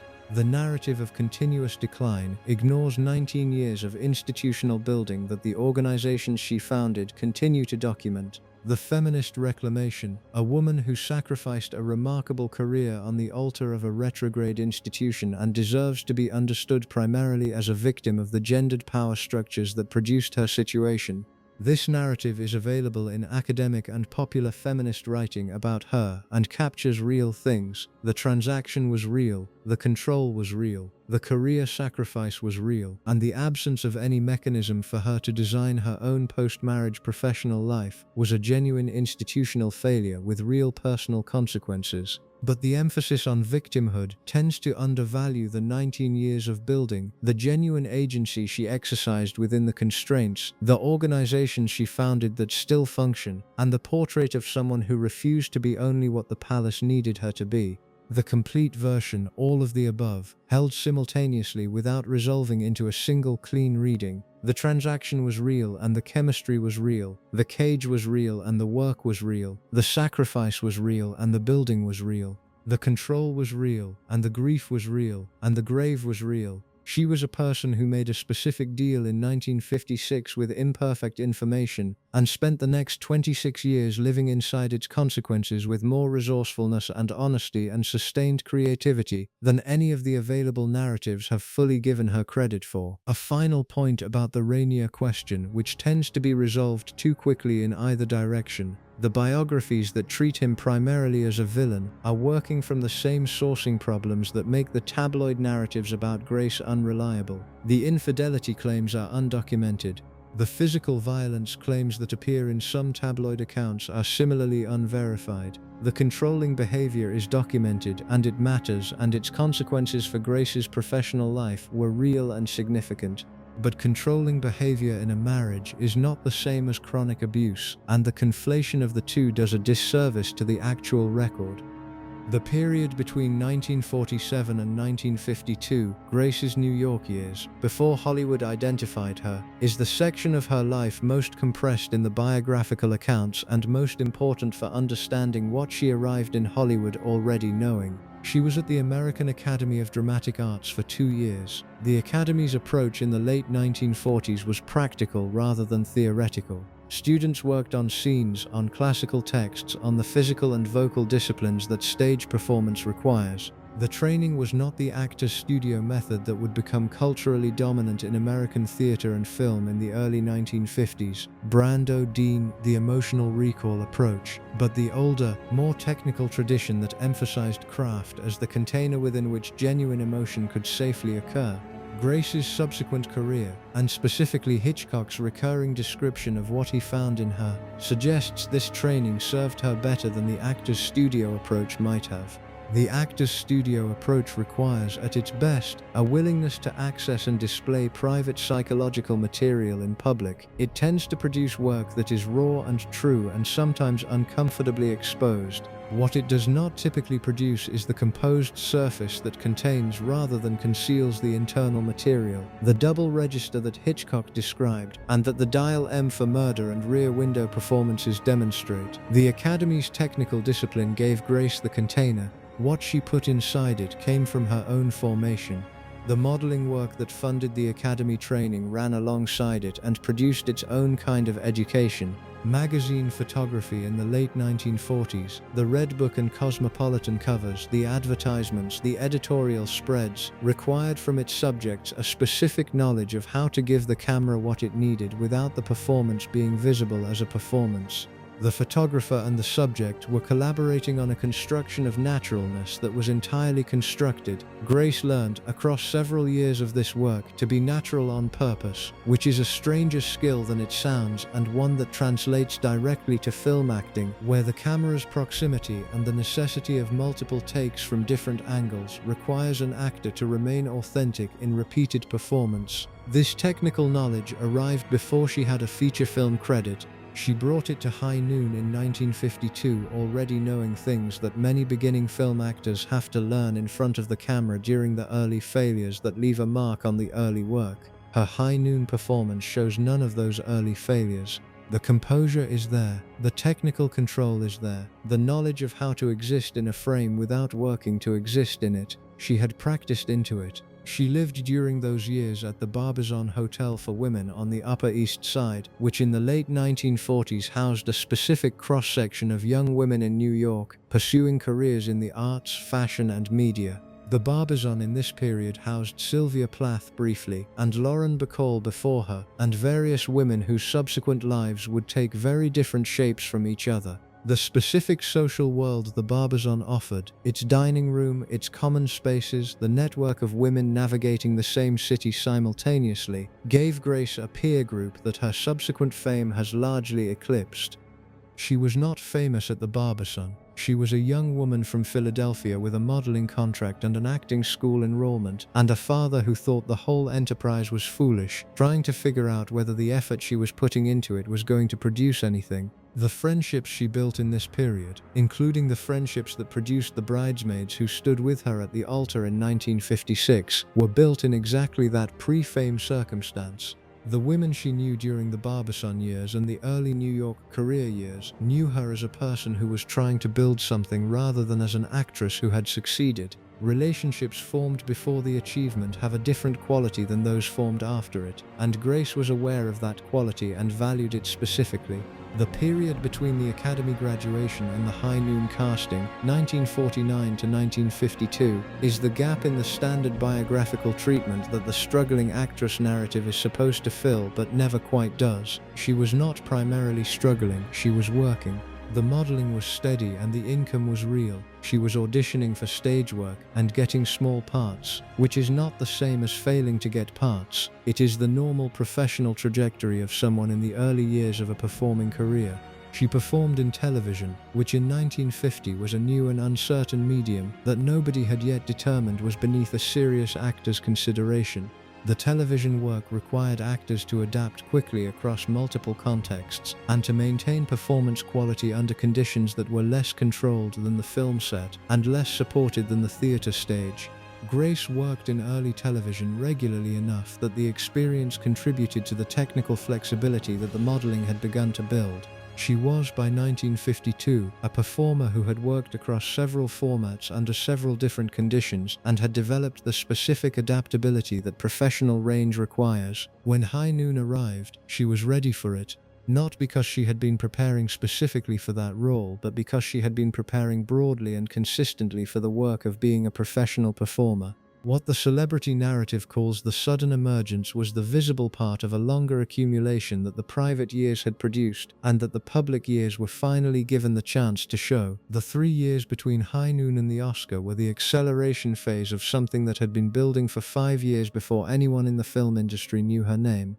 The compressed quality of the Hollywood career, 5 years from complete obscurity to Academy Award, has led the biographical literature to treat it as exceptional, as a kind of talent so obvious it could not be contained.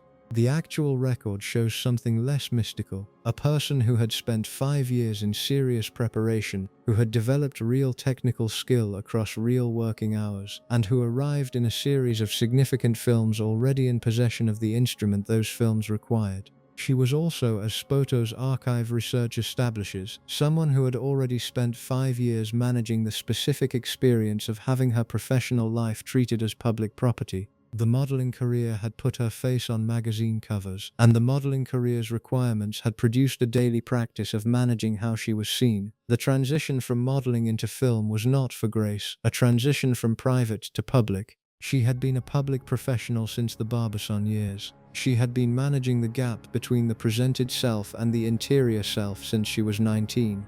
By the time Hitchcock pointed his camera at her, that management was so practiced it looked like a natural quality rather than a sustained discipline. It was both. That is what sustained disciplines become. John B. Kelly Sr. lived until June 1960. He died of stomach cancer at the age of 70, having spent 4 years watching the marriage he had written a check to make possible. The accounts of people close to him in those final years describe a man who had arrived at something complicated and not entirely resolved. He had been wrong about acting. The career he had dismissed for years had produced an Oscar. The Oscar had produced Monaco. The Monaco connection had elevated the Kelly family into a kind of celebrity that the brick contracting business, the Olympic medals, and the mayoral campaign had not individually achieved. He visited Monaco. He attended official functions with his son-in-law. By several accounts, his relationship with Rainier was distant in the specific way of two men who have nothing in common but who are making a sustained effort not to make things difficult. Rainier found his directness coarse. Kelly Sr. found Rainier's princely formation affected. They were photographed together at events and understood that the photographs were the relationship's most public dimension. What Kelly Sr. was less equipped to express publicly was the specific pride a man carries when the child he failed to understand turns out to have been right. He had been wrong about acting. He had been wrong about the career's seriousness. He had been wrong about where it would lead. A man of his formation does not typically say these things aloud. But the letters he exchanged with Grace in the final years of his life, referenced in Quine's account and in Spoto's research, carry a different temperature than the early correspondence. Less managing, more listening. He had stopped trying to redirect her and had started trying to understand where she had ended up. He died before the marriage had fully settled into the shape it would eventually take. He died before the Marni crisis. He died before Amadée was founded. He died having seen the first 4 years of Monaco, which were Grace's hardest 4 years there, and having watched her navigate them with the composure he had always undervalued. Grace attended his funeral in Philadelphia. She flew back from Monaco. She was in black for the photographs and composed in the way she was composed for things that cost her in private. Margaret Madger Kelly, Grace's mother, outlived her husband by 23 years. She died in 1990 at age 91. She outlived her daughter by 8 years, which is a particular kind of grief that every generation before ours treated as something parents simply absorbed, and most parents in our era are fortunate not to have to face. She absorbed it. The accounts of her in the years following Grace's death describe a woman who maintained her dignity and her social presence with the same precision she had maintained both things across an entire life of doing so. The mother-daughter relationship between Margaret and Grace has received less attention in the biographies than it deserves, partly because it did not generate the kind of conflict documentation that the father-daughter dynamic produced. Margaret was not overtly hostile to Grace's career in the way that Kelly Sr. was. She was, in the Kelly household's particular social formation, more concerned with how things appeared than with the substance of Grace's professional choices, which meant she was in some ways more supporting and in other ways less honest as a sounding board. The thing Grace appears to have gotten from her mother was presentation. The physical composure, the social management, the ability to enter a room and know exactly how to position herself in it, these were skills Margaret possessed and transmitted. The biographies that focus on John Kelly Sr.'s impact on Grace's formation tend to underplay this maternal transmission, but the evidence of it is visible in everything from how Grace held herself at press events to how she navigated the specific social performance demands of a European royal court. Margaret visited Monaco more regularly than Kelly Sr. had managed before his death. She was a fixture at official family events. She was present for the births of the grandchildren. She was present critically in the immediate aftermath of Grace's death, in Monaco, in the cathedral, at the graveside, and the photographs from that period show a woman who had practiced composure her entire life, deploying it in the worst circumstances it had ever been required to handle. Grace's brother Kel, John B. Kelly Jr., is the family member whose relationship with her Monaco life has the sharpest tragic edge. He had been the athlete, the rowing star, the son their father had understood and celebrated in the way he had never understood or celebrated Grace. He died in March 1985, at 57 years old, from a brain aneurysm, 3 years after Grace. His death made explicit what had already been implicit in Grace's autopsy and in the forensic investigation of the accident. The Kelly family had a vascular predisposition. The aneurysm that killed Kel was not the same lesion that killed Grace. Hers was a cerebrovascular accident triggered by the crash. His a separate event, but the family history that both deaths established retrospectively changed the medical reading of Grace's accident in ways that the conspiracy theory narratives had consistently avoided engaging with. She had not been poisoned or deliberately run off the road. She had driven into a mountain curve with a vascular system that her family's history should have flagged for monitoring, and that had not been monitored with sufficient attention. The visual record of Grace Kelly's Monaco life is enormous and almost entirely useless for understanding what her daily existence was actually like. The photographs that have been reproduced 10,000 times since her death, the galas, the state visits, the official portraits, the family photographs, arranged for maximum dynastic effect, show a woman performing a role for a camera that understood the role's requirements perfectly and had no interest in what sat behind it. The photographs are beautiful. They are also fiction in the specific sense that all carefully managed public images are fiction, accurate in their surface details, and silent about everything that the surface is sitting on top of. What sat below the surface was a working day that had almost no relationship to the photographic record. Grace's morning routine in Monaco, as reconstructed from the accounts of palace staff and from references in her correspondence, began early. She was not a late riser. She was up before the palace's official business started, in the hours when the building was quiet enough to think without the scheduled interruptions that constituted the rest of the day. She read in those hours. She wrote letters. She worked on the pressed flower art that had become both a private artistic practice and, eventually, a public one. The morning hours were hers in a way that almost nothing else in the day was hers, and she protected them with the specific vigilance of someone who understood their value. The official schedule that followed was managed by the social secretaries whose job it was to translate the demands on the palace, state functions, charity commitments, cultural patronage obligations, official visits from heads of state and representatives of international organizations, school events for the children, and the dozens of smaller requests that arrive daily at any European principality with a functioning public relations apparatus, into a calendar that a human being could actually survive. The social secretaries who worked most closely with Grace in the 1960s and 1970s describe someone who took the scheduling as seriously as she took everything else, and who was particularly clear about not allowing the cultural and philanthropic commitments to be squeezed by the ceremonial ones. The ceremonial obligations were endless and frequently tedious. Every European principality maintains a schedule of official events whose primary function is to demonstrate the continuity and stability of the ruling family, rather than to accomplish anything specific. Dinners for delegations from countries with which Monaco had no particular relationship. Audiences granted to organizations whose connection to the principality was tangential at best.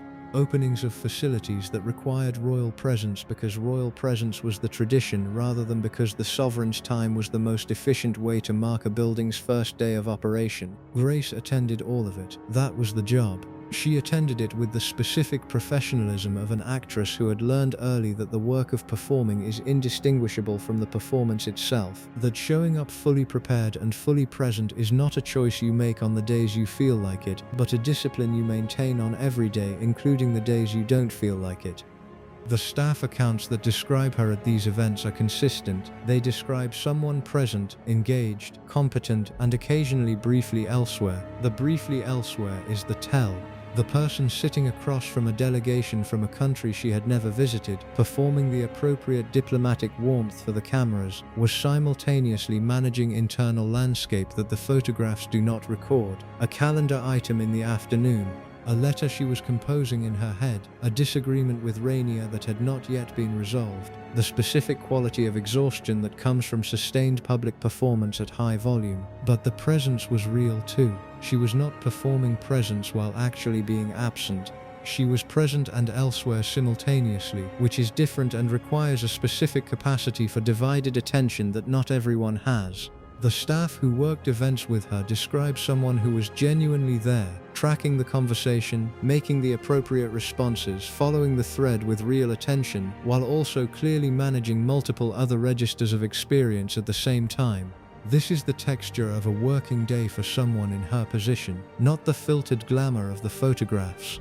The sustained effort of being simultaneously a public figure, a manager of large organizations, a parent, a wife in a complicated marriage, and a private person trying to protect a portion of herself from the institutional appetite for all of it. The palace itself was a working environment as much as a residence, and Grace's adaptation to it took years in ways the romantic telling does not convey. The Palais Princier in Monaco is not large by the standards of European royal residences. It is not Versailles, it is not Buckingham Palace. It occupies the rock above the harbour, the Rocher, and its physical scale is that of a very large private house that has been modified across several centuries to serve simultaneously as a home, an administrative centre and a symbol. Living in it means living in a building that is always partly open to the public, always partly institutional, always running a tourist traffic through its official spaces that requires the residential portions to be managed with constant awareness of proximity. Grace arrived in this building in April 1956 with no experience of large household management, no preparation for the specific demands of a European royal staff culture, and a French that was functional rather than fluent. The staff had been there before her, they would be there after her. Their loyalty was to the Grimaldi institution rather than to its current occupant, and they communicated that priority through the specific forms of deference that European staff deploy when making clear they are deferring to the role rather than to the person. She learned to read the staff. This took time and required the specific attention that she had learned in a different context, the same attentiveness to behavioral cues and emotional subtext that an actress develops through years of watching people and trying to understand what they are actually doing rather than what they are saying they are doing. She applied it to the palace household, gradually, carefully, and the relationship with the staff that emerged over years of that application was different from the relationship she had found when she arrived. The head housekeeper, the chief steward, the staff who managed the children's daily routines, the cooks who understood that she preferred the kitchen to be a place where the children were welcome rather than a professional space from which children were excluded. The gardeners who learned that she would walk through the grounds in the early morning before the official day began. Each of these relationships required individual attention, individual calibration, individual management of the gap between what the institutional role expected and what the actual human relationship needed to function. She did that work. She did it across years, without particular acknowledgement, because it was the kind of work that is invisible when it is going well and only visible when it breaks down. The children's education ran through this daily texture as a sustained thread. Caroline entered the palace school system and then left it for a more conventional European schooling path that took her eventually to Paris and to the kind of young European social world that Grace found both familiar from her own young adulthood in New York and concerning in the specific way that parents find their children's versions of their own younger risks concerning. Albert followed a more structured institutional path, carrying the heir's weight through every academic decision. Grace's role in managing the educational negotiations between Rainier's preference for European aristocratic norms and her own American intuitions about what education should do for a person's individual development is documented in the palace staff accounts as a running tension rather than a resolved debate. She believed children should read what interested them. Rainier believed children should read what prepared them. She thought a child's capacity for curiosity was more valuable than their capacity to follow a structured curriculum in the appropriate language at the appropriate speed. He thought the appropriate language and speed were exactly what a Grimaldi heir should prioritize. They argued about it. Not dramatically, not for the biographies, but in the sustained daily way that couples with genuinely different views on a consequential subject argue about it across years of shared parenting. The arguments left traces in the children. Albert's English, which Grace prioritized and which he maintained, is one trace. Caroline's social intelligence, which Grace fostered and which the palace's institutional machinery tried to constrain, is another. Stephanie's impatience with protocol, which Grace understood even when she found it exhausting to manage, carries the echo of a mother who had spent years arguing that a person was not reducible to their institutional function. The standard summary of Grace Kelly's humanitarian work reduces it to 2 organization names and a general acknowledgement that she cared about children. This summary is accurate and almost completely useless for understanding what she actually did over nearly 2 decades in 2 organizations that required genuine operational attention to function at the level they reached. AMADE, Association Mondiale des Amis de l'Enfance, World Association of Children's Friends, was Grace's founding from scratch rather than a takeover of an existing institution. She created it in 1963 in the specific circumstance of having just permanently lost the film career and needing to direct the organizational energy she had been building since arriving in Monaco into something that would hold it. The founding moment coincided with a broader international conversation about children's rights that was generating institutional activity across the Western world and through the United Nations system. The 1959 Declaration of the Rights of the Child had established a framework, non-binding, aspirational but real, and various non-governmental organizations were positioning themselves within that framework to advocate for specific programmatic outcomes in specific countries. AMADE entered this space as an organization with a specific institutional advantage. It was based in Monaco, which meant its founding patron was a royal consort with direct access to the kinds of diplomatic relationships that allow an NGO to operate in countries that might otherwise resist international humanitarian oversight. This is not incidental to how AMAID worked. The Principality of Monaco carries a diplomatic weight that exceeds what its 0.78 square miles would suggest, because it maintains formal diplomatic relations with nearly every country in the world, and because its ruling family's connections to European royal networks give it access to conversations that middle-sized countries do not naturally enter. Grace used that access. She brought Monaco's diplomatic connections and her own personal relationships with European royal families into the work of establishing AMADE's country-level operations, and the organization's reach in its early years was partly a function of those connections opening doors. Connections open doors. Competent operations keep them open. The reason AMAID remained operational and expanded across the 1960s and 1970s was that the programs it ran were credible enough that governments and international bodies continued to work with it, and that credibility required the organizational discipline that Grace brought to the executive role. She made clear from the beginning that AMAD was not going to be a charitable initiative that raised money for children in general and distributed it in ways too vague to evaluate. She wanted measurable programs in specific countries addressing specific gaps in child welfare and education. The UN recognition the organization eventually received required demonstrating exactly that kind of programmatic specificity. The UN does not grant NGO status to organizations that cannot demonstrate they are doing real work in the field, and the demonstration required documentation and oversight, and reporting that a ceremonial patron would not have been equipped to provide. Grace was equipped to provide it because she had spent years building the Red Cross operation. The Red Cross work was the training ground. By the time she founded AMAID, she had developed enough organizational experience to know what functional program management looked like and what it required, and she built AMAID from the start with that knowledge built in. The Red Cross trajectory across her presidency deserves a separate accounting because it is the longer record and because it shows, across more years, the sustained nature of the commitment. She took the Red Cross presidency in the late 1950s, roughly 2 to 3 years after arriving in Monaco.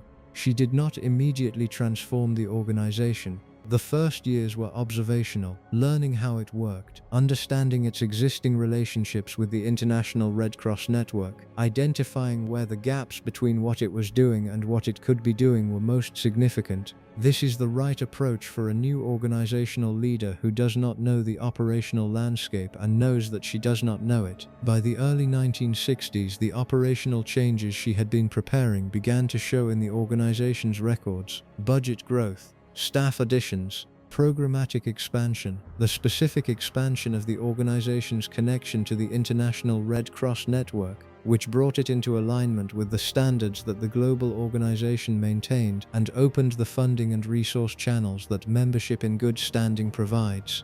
The gala model of humanitarian fundraising, the kind that produces beautiful photographs of beautiful people in evening wear expressing concern for distant suffering, was part of her toolkit, and she used it because it works for raising money and because the Red Cross's Monaco context made galas natural events. But the galas were a fundraising mechanism, not the work itself. She treated them as the former and never confused them with the latter. This distinction sounds obvious when stated plainly. It was less obvious in practice in the specific context of European royal philanthropy in the 1960s and 1970s, where the gala and the actual work were frequently difficult to distinguish because the gala was often the entirety of the institutional relationship between the prominent patron and the organization they nominally led. Grace's presidency involved actual executive decisions about how money was spent and actual oversight of whether programs were achieving their stated purposes. The distinction between what she did and what a ceremonial patron does is real, and it matters for understanding what the organizations became under her leadership. The cultural patronage work brought a different set of relationships with it. The choreographers and dancers and composers and directors whose organizations Grace supported, and who found in her a patron with genuine artistic understanding. The Monte Carlo Ballet's artistic directors during Grace's years of patronage have given accounts in interviews conducted for the biographies and for Monaco's official historical record of a patron who came to rehearsals, who sat in the house and watched and formed opinions and was willing to express them, who could tell the difference between a technically competent performance and one that had found something real, and who articulated that difference in terms the choreographers recognized as coming from someone who had spent years thinking about performance, rather than someone who had recently decided to think about it. This surprised people initially. The assumption that a princess patron would be interested in the social function of cultural patronage, the galas, the first nights, the opportunity to be seen supporting serious arts, rather than in the art itself, was natural enough given the norms of the field. Grace violated the assumption consistently and apparently without effort, because her interest was genuine rather than social. She had spent years as a performer, she had worked with Hitchcock, she had been directed by William Wyler, and had screen tested for directors whose knowledge of what performance could do sat at the highest level of the craft. She arrived at the Monte Carlo Ballet's rehearsal rooms with decades of formed opinion about performance, and she deployed it. The dancers who worked under that patronage have described it as unusual and valuable in practical terms. It meant their patron understood when the work was going well and when it wasn't, and that her advocacy for the company's resources and visibility was grounded in an understanding of what the work was trying to do rather than in a generalized goodwill toward the performing arts. Specific advocacy from a patron who understands the work is worth more than enthusiastic advocacy from one who doesn't. The question of what it cost her to run two significant international organizations while managing the palace household, managing 3 children through adolescence, navigating a complicated marriage, developing an artistic practice, and performing the official public function of a European consort princess is one that the biographies address in passing. The honest answer is that it cost her considerably. The exhaustion documented in her letters from the late 1970s and early 1980s is not the exhaustion of someone who has run out of things to do. It is the exhaustion of someone who has been sustaining an impossible number of simultaneous commitments for years and who has not found an adequate mechanism for recovery. The commitments were all real. The Red Cross needed her. Amanade needed her. The Monte Carlo Ballet needed her advocacy. The children needed her. Rainier needed whatever the marriage required. The official calendar needed her presence. The poetry readings needed her preparation and travel. She did not have the option of reducing the load by setting one of the commitments down. The philanthropic work was too well established to reduce without institutional damage. The children were too present in their needs. The marriage had its obligations. The official calendar was the job. The artistic work was what kept her sane. What she managed was a kind of sustained running that did not slow to recovery pace between the demands. She moved from one thing to the next with the specific efficiency of someone who has learned to do the recovery in the transitions rather than in dedicated rest, and the machine kept running because it was well built and because she was disciplined about maintaining it. Machines built on discipline rather than rest have a specific failure mode. They work until they don't. The accident on September 13, 1982 was not caused by exhaustion. The TIA that caused it was a medical event whose origins were in her vascular system's inherited predispositions rather than in her workload. But the fact that her death was the thing that finally stopped the schedule carries a weight that the clinical account of the accident cannot accommodate. The letter archive that Donald Spoto accessed for his 2009 biography is currently housed in a private collection in California and has been available to a limited number of researchers whose names appear in the acknowledgments of the more careful biographical accounts. The access question is worth noting because it explains why the primary source material is unevenly distributed across the biographies. The researchers who had access produced accounts of Grace's interior life that differ substantially in specificity from those who did not, and the difference in specificity is not a reflection of differential analytical skill, but of differential access to what she actually wrote. Spoto had access Quine, through her friendship with Grace rather than through archive research, had a different kind of access. The direct account of what Grace told her in letters and telephone calls across 26 years. These two sources together constitute the closest approximation available to Grace's direct voice, and they deserve more public engagement than they have received. What they show in the accounts of the researchers who have worked with them is a correspondent who wrote differently at different periods and who can be tracked across the Monaco years through the changes in her correspondence style. The early letters, 1956 through the early 1960s, are shorter and more formally phrased, in the way of letters from someone who is still finding the register for communicating a new experience to people whose frames of reference belong to the old one.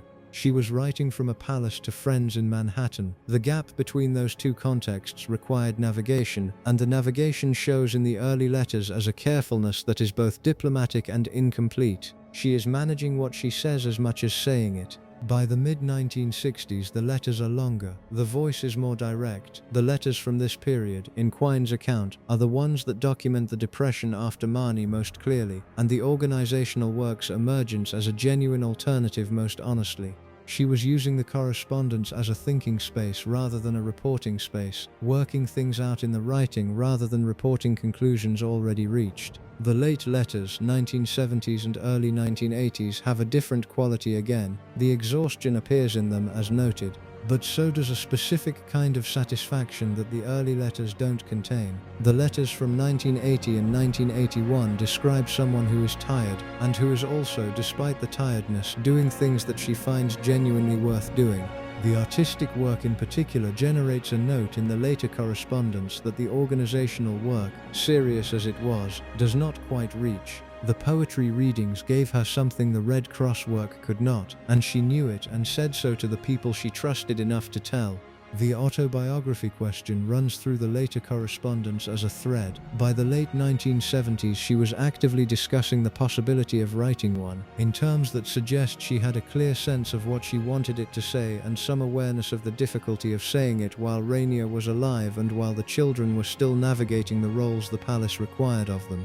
She understood that the full account of her Monaco life, the complete version rather than the official version or the tabloid version, would require honesty about people and circumstances that could not be honestly described without consequences for people she cared about. She had not resolved this problem by the time she died. The autobiography she discussed became the autobiography she never wrote, and the letter archive remains the closest available substitute for it. The archive's California location creates a practical barrier for most researchers that would be partially resolved by digitization and broader access. The version of Grace Kelly's life that the culture knows is heavily weighted toward the visual record, the photographs, the film performances, because the visual record is widely accessible and the letter archive is not. The fuller account of who she was and what she thought about the life she lived sits in boxes that require an airplane ticket and institutional access to reach. Until it reaches a wider audience, the biography of Grace Kelly will continue to be constructed primarily from the evidence that is easy to reach rather than from the evidence that is most direct. The pressed flower art Grace Kelly produced across the latter half of her Monaco years has been consistently underdescribed in the biographical literature and tends to appear as a curious footnote rather than as the serious artistic practice it was. The work belongs to a tradition with deep roots in European and Japanese botanical art. Pressed flower work, or oshibana as the Japanese tradition names it, involves pressing and preserving plant materials and composing them into arrangements that have the organizational properties of collage and the tonal qualities of botanical illustration, though the best of the tradition goes well beyond either category. The materials are the image rather than the medium. The artist is working directly with the natural world's own color and texture, rather than representing it through paint or photography. Grace had access to the botanical world through the Monaco gardens, through the Riviera's specific Mediterranean flora, and through the country properties that provided both material and the morning space to work with it. She began the practice in the 1960s and built it over 2 decades into a body of work substantial enough for serious exhibition. The exhibitions themselves, Paris, New York, Tokyo, were evaluated by critics who understood the tradition they were evaluating. The Paris exhibition was reviewed in the French press. The New York exhibition attracted reviews from American critics covering botanical and decorative arts. The Tokyo exhibition brought the work into direct contact with the Oshibana tradition, whose standards are the most developed and most demanding of the major pressed flower art schools. The Tokyo reception was particularly significant because it demonstrated that the work could survive contact with a tradition that had thought about pressed flower composition more carefully than any Western art world had. Japanese critics found the work technically accomplished and compositionally serious. Their assessment paraphrased, "She had understood something about the relationship between the individual specimen and the overall composition that many Western practitioners of the form miss. The tendency to let the specimen's natural beauty do the compositional work, rather than making genuine decisions about placement, scale, and the relationship between botanical materials. She was making genuine decisions. The work was not the result of natural materials arranged charmingly.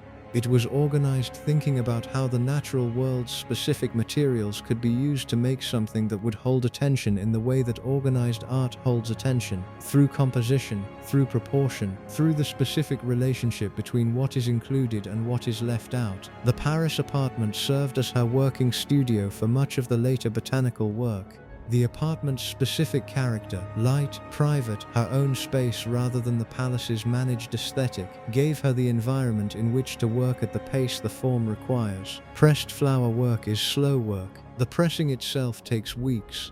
The composition requires sustained attention across multiple sessions. It is not compatible with a schedule that moves in hourly blocks, and Grace's palace schedule was precisely that kind of schedule. The apartment gave her the longer, unbroken time that the work needed. The permanent collections that hold her work now have not been extensively publicized and are not well known outside specialist audiences. This is both a reflection of the work's modest celebrity value. Pressed flower art does not generate the market activity of painting or sculpture, and a reflection of how the standard biographical summary has failed to create the context in which the work might be sought out by the general audience that currently knows only the actress and the princess and the cliff road. The work is there. It is serious. It held up under scrutiny from critics who had no reason to be kind to it and every reason to be precise.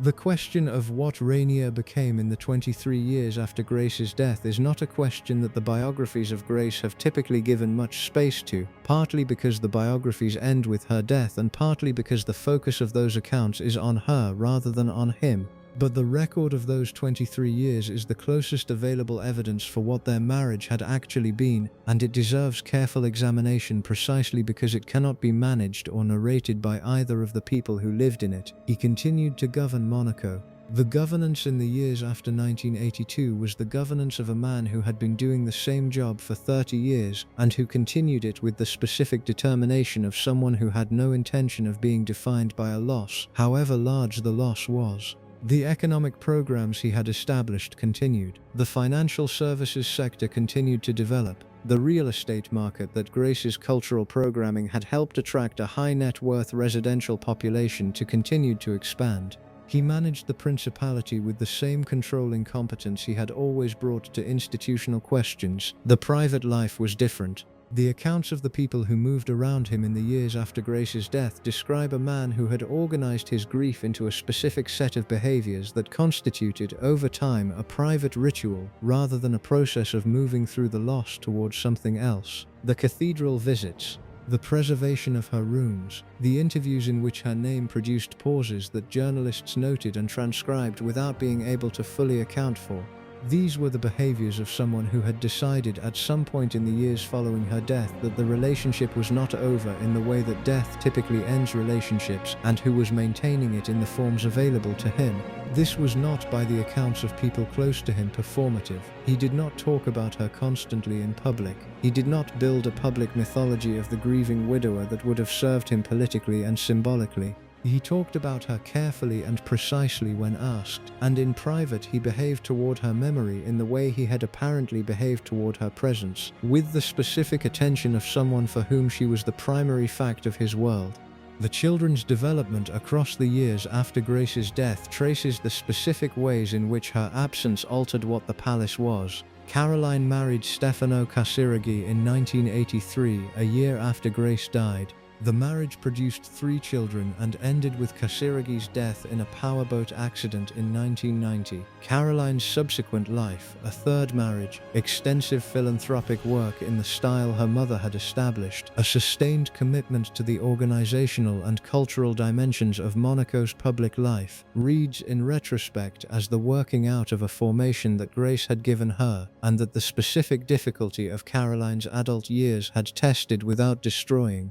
Albert's transition to ruler, which came with Rainier's death in 2005, was the conclusion of a preparation that had been underway since his birth. What Albert brought to the role, the environmental commitments, the organizational seriousness, the combination of European royal formation and American-inflected informality that Grace's English-language household had produced in him, reflects both of his parents in specific proportions. His mother's attentiveness to institutional substance over ceremonial form is visible in how he has run the principality's environmental and humanitarian portfolio. His father's governing determination is visible in how he has managed the political dimensions of the role. He carries them both.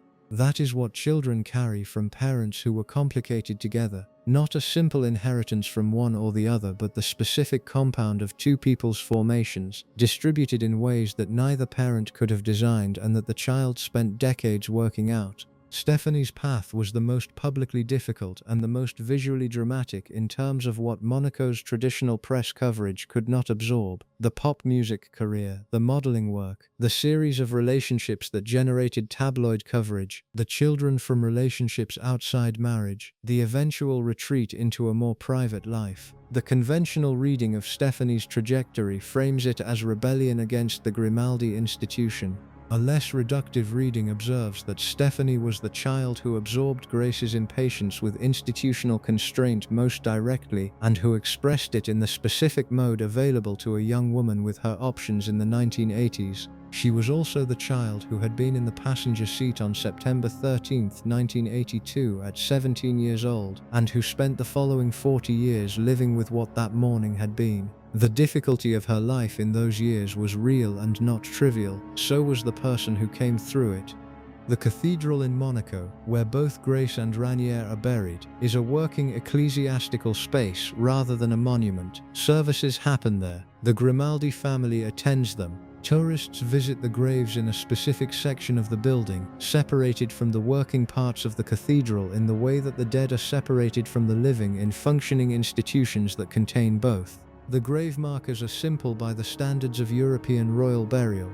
The names and dates. The stone, adjacent as Ranière had asked. She built things in the principality where she was buried. The things still run, the people she raised still govern there. The man she married spent 23 years going to the cathedral where she was buried, and then he was buried beside her. And the whole account, the transaction, the children, the organizations, the road, the 23 years, the adjacent graves, is the story of two people who were brought together by a treaty and a press event and a shipping magnate's investment, and who became, across the decades that followed, more than any of those arrangements had intended. That the arrangements had intended less than what emerged from them is, depending on how you read the evidence, either the best argument for the fairy tale or the most honest argument for the complexity. The transaction was real, and so was what grew out of it. The question of what Grace read across the Monaco years, what she put in front of herself in the early morning hours when the house was quiet, is a minor detail that the biographies mention briefly and move past quickly, but it reveals something about the interior life that sustained her through years of institutional demands. She read poetry. Specifically and seriously, she built a working knowledge of the English language poetic tradition that went well beyond the performance repertoire she eventually developed with Westbrook. She read Yeats and Eliot and Hopkins and the American poets who had been active in her own lifetime, Bishop, Lowell, Rothke. She read in French, working through the language's poetic tradition with the specific effort of someone for whom it was not a native tongue and who valued the difficulty. She read Prévert and Apollinaire and Éluard, and her comprehension of them deepened as her French deepened across the 1960s and 1970s. She also read novels. The letter archive references contemporary fiction across the Monaco years: Updike, Roth, Green, Murdoch, Spark. She was not a passive consumer of whatever was popular. She had views, she expressed them. The correspondence with Quine contains passages of literary opinion that are more specific and more developed than the typical celebrity reader's engagement with books. The kind of opinions that come from Itu, someone who has been reading attentively for a long time and who has built a set of criteria for what a novel should do. This matters for a simple reason. The interior life she sustained across 26 years of institutional demands required sustenance, and the books were a significant portion of it. The poetry in particular was not separate from the organizational work or the parenting or the marriage. It fed all of it. A person who is daily reading poems that say true things about human experience in compressed, precise language is not a person who has given up on serious engagement with existence. She was keeping the instrument in calibration in private, across years, before she brought any of it into a public performance. The Edinburgh Festival audiences were receiving, without knowing it, the product of 3 decades of sustained reading by someone who had been trained in how to read, and who had been applying that training continuously.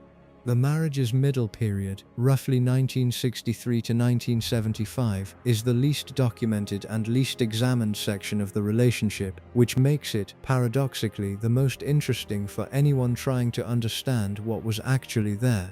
After the Marni withdrawal and the Depression of 1962 and 1963, something shifted in Grace's approach to her life in Monaco. The letters from this period, which Spoto had access to and which Robert Lacey also drew on in his research, describe a woman who made a decision to stop mourning the life she had left and to build seriously within the constraints of the life she had.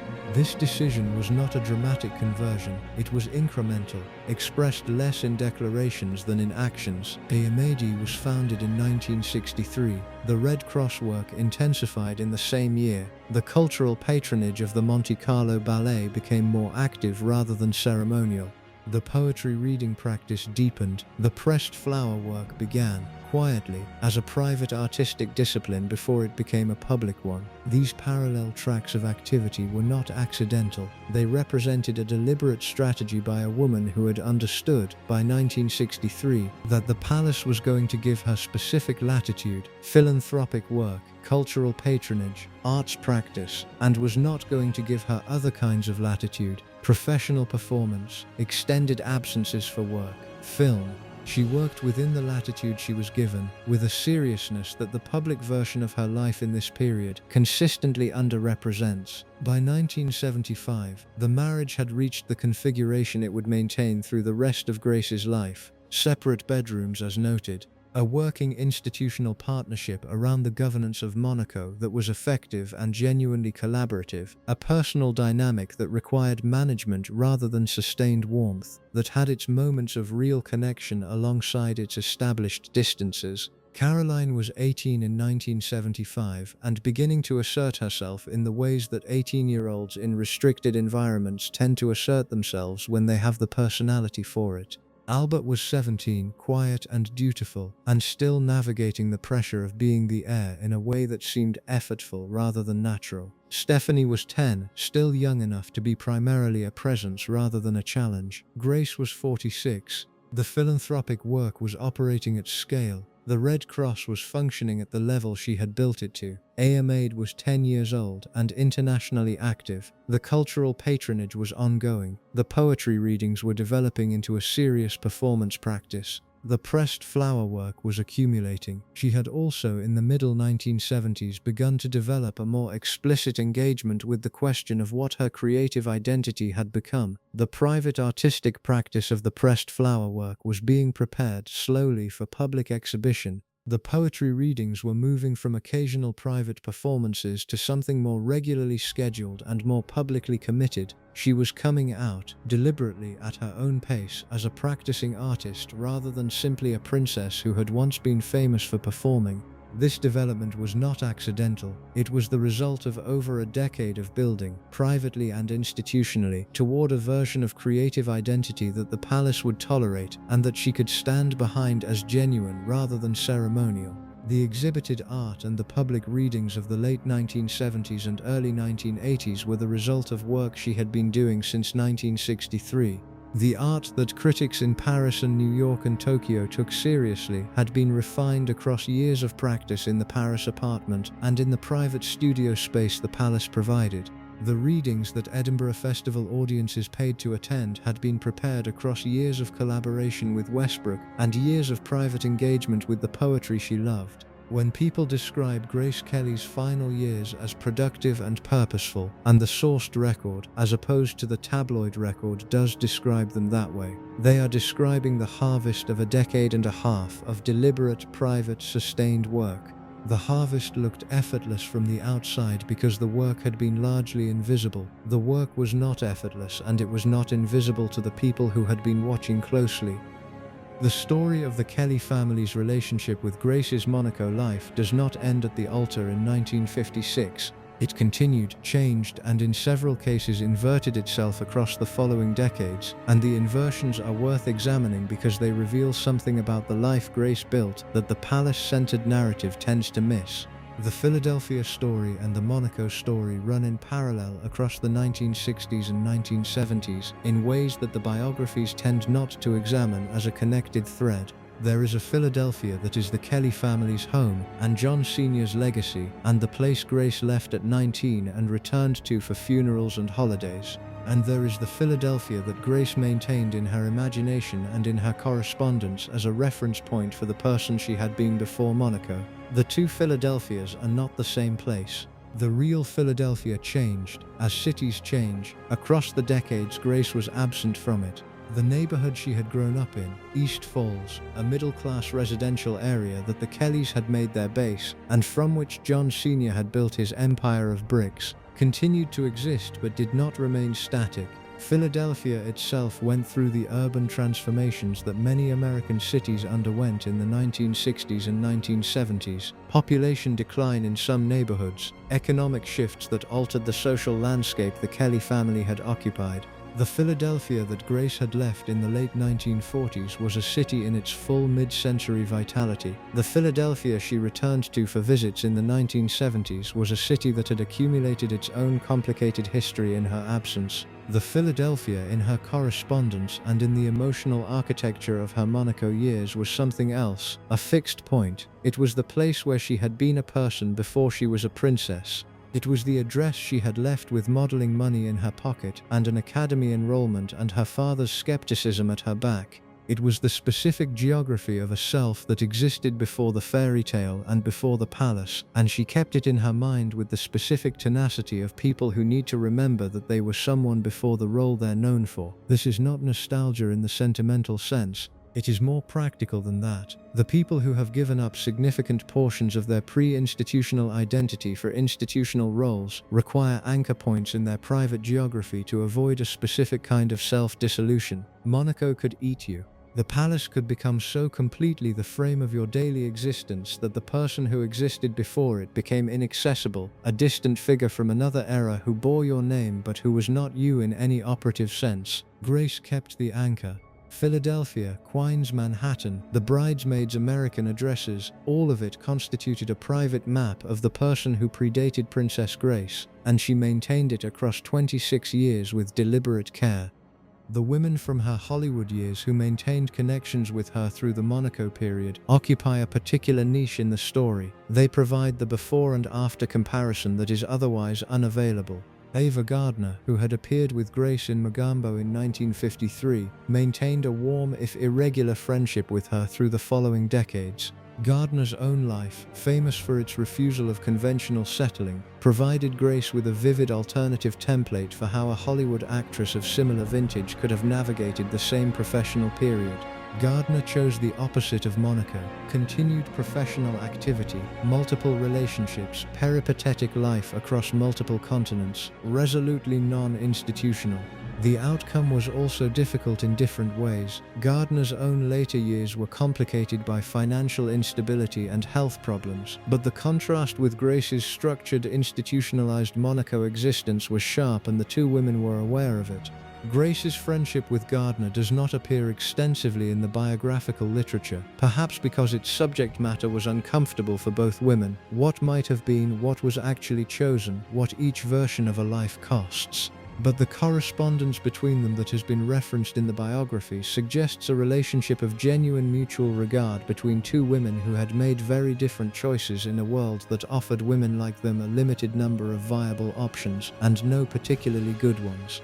The bridesmaids who had stood with her at the altar, Quine, Carolyn Raybould, Bettina Thompson, Sally Parrish, Marilu Wirtz, Rita Gam, represented a cross-section of the alternatives. Some had married and remained primarily in domestic roles. Some had continued professional careers in entertainment and media. Grace's correspondence with this group across 26 years produced a running commentary on all of their lives simultaneously, and what that commentary reveals, in Quine's account of it, which is the most detailed available, is a woman who paid close attention to the specific shape of each friend's experience and maintained an active interest in their circumstances across the decades. The bridesmaids who had stood with her at the altar, Quine, Carolyn Raybould, Bettina Thompson, Sally Parrish, Marilu Wirtz, Rita Gam, represented a cross-section of the alternatives. Some had married and remained primarily in domestic roles.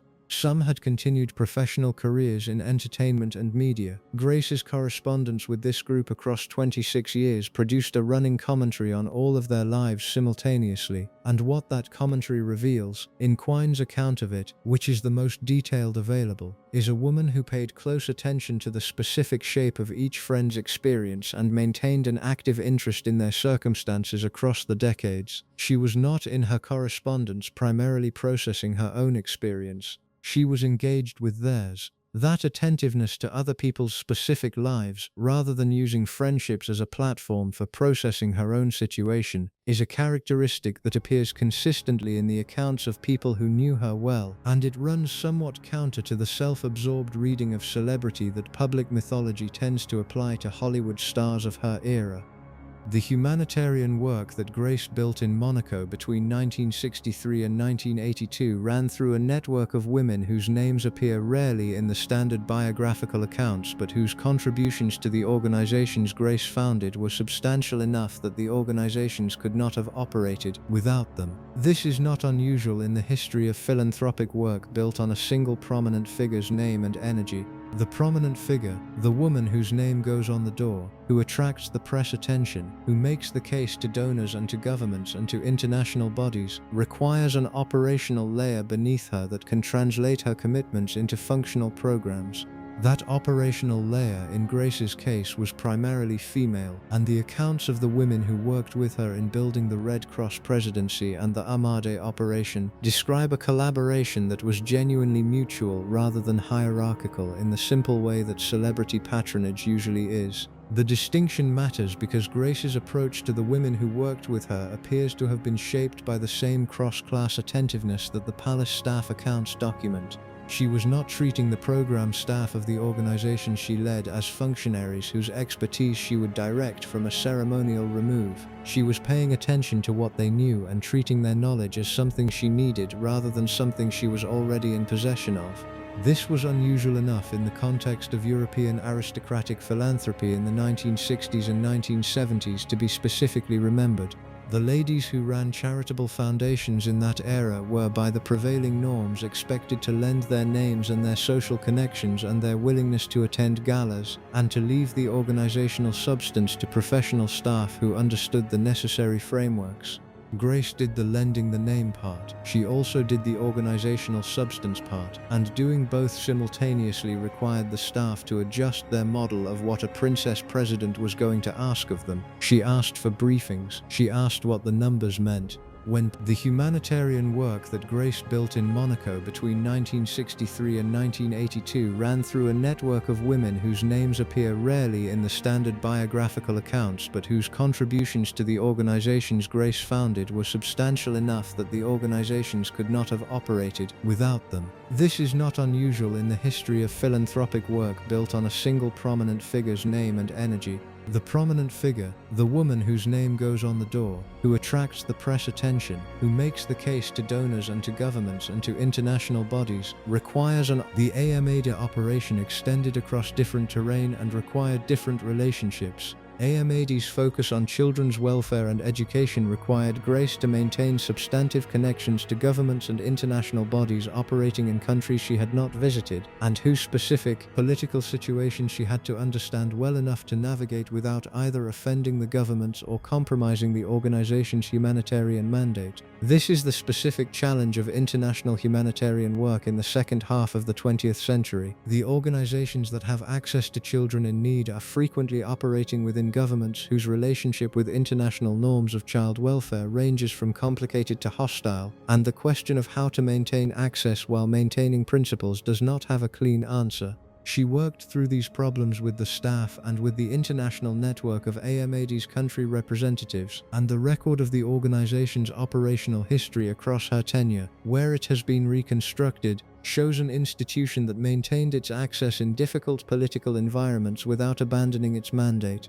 This required constant calibration and constant communication, and it was work Grace was doing alongside the Red Cross presidency and the cultural patronage and the parenting and the marriage management. The accounts of the women who worked most closely with her in Armade's development describe a specific quality in how she approached difficult operational problems. She was patient with the complexity of them in a way that powerful figures who have not themselves done operational work often are not. She had spent years learning, in a palace that resisted being reorganized by a newcomer, how institutional inertia operates and what is required to move it. She brought that learning to the humanitarian work. She knew that institutional change happens slowly and that the pace of change does not reflect the urgency of the need, and she had developed the capacity to hold both of those facts simultaneously without resolving them into either impatience or resignation. This is a specific adult skill.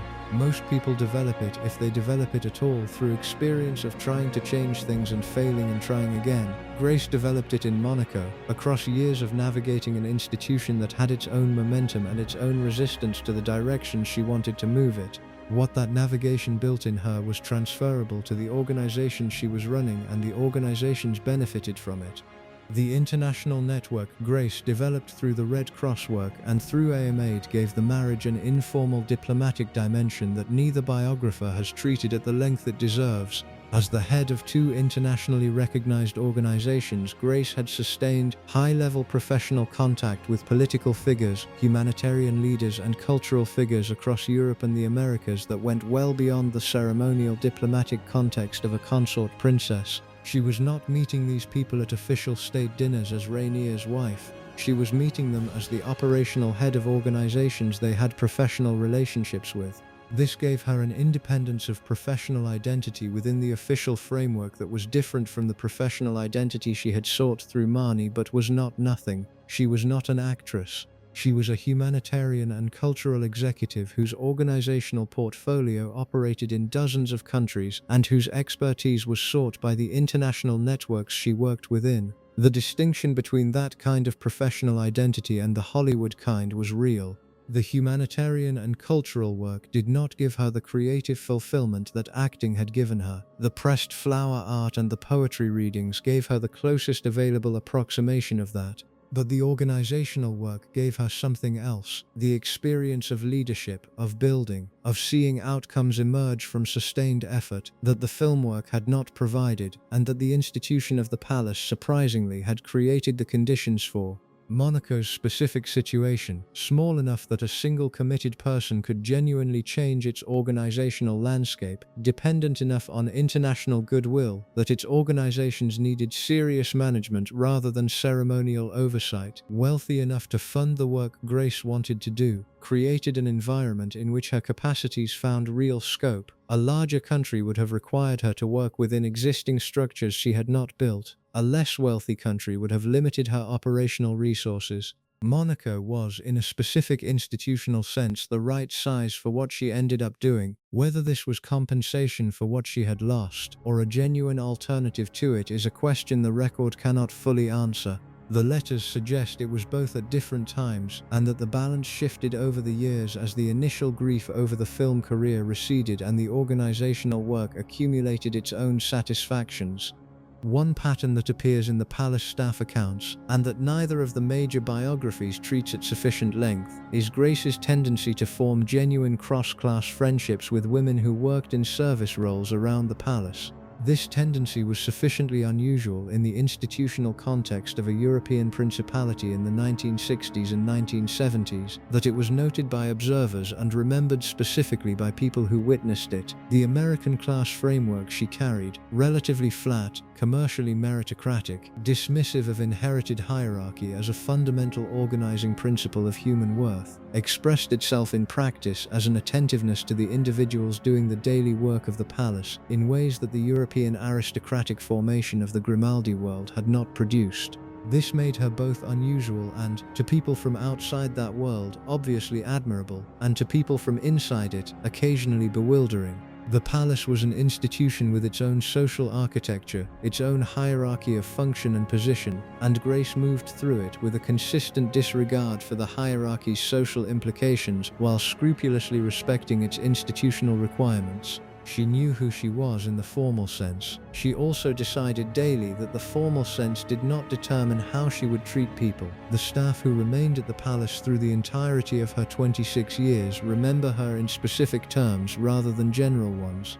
Specific favors, specific conversations, specific moments of attention that cost her nothing materially and that were remembered because they were not expected. Small acknowledgements of the work being done and the people doing it. The difference between a person who walks through a room and a person who is present in it. She was present in the room she occupied. That quality, attention to the actual world rather than to the symbolic one, is what the photographs systematically exclude and what the people who were there systematically report. It is also, given everything she had traded to be there, the most honest evidence we have of who she was.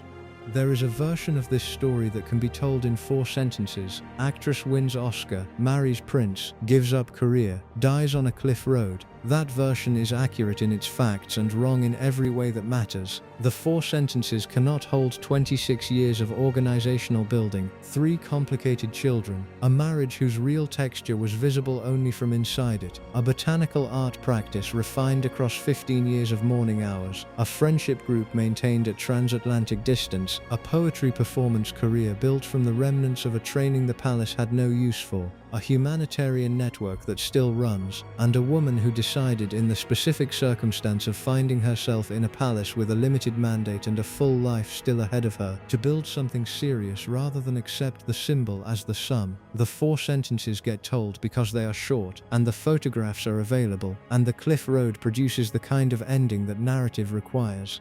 The complete version requires more than 4 sentences, and more than the photographs. It requires the letters and the organizational records and the dance company's history and the botanical art in the permanent collections and the accounts of the staff who were there and the biographers who spent years untangling what had been deliberately simplified. This account has attempted the complete version. The attempt is imperfect, as all attempts at the complete version of a complicated life are imperfect. She was more specific than any summary can hold. The fragments that remain, taken seriously, get closer than most accounts have managed.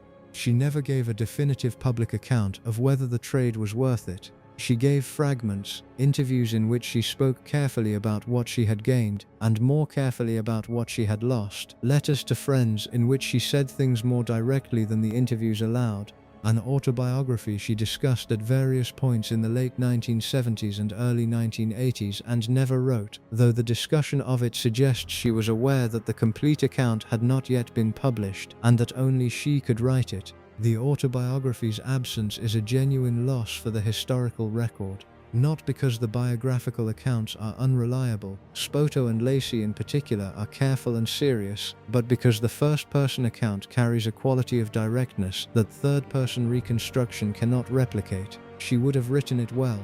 She was a careful and articulate correspondent. She had spent 26 years developing her relationship with language through the poetry readings and the sustained private correspondence, and she had something to say that nobody else could say in her voice. What she would have said is not entirely speculative. The letters and the interviews contain the pieces, if not the finished account. She would have said that the trade was real. She gave up something she had worked for and could not get back, and the giving up cost her in ways that took years to absorb and never entirely resolved.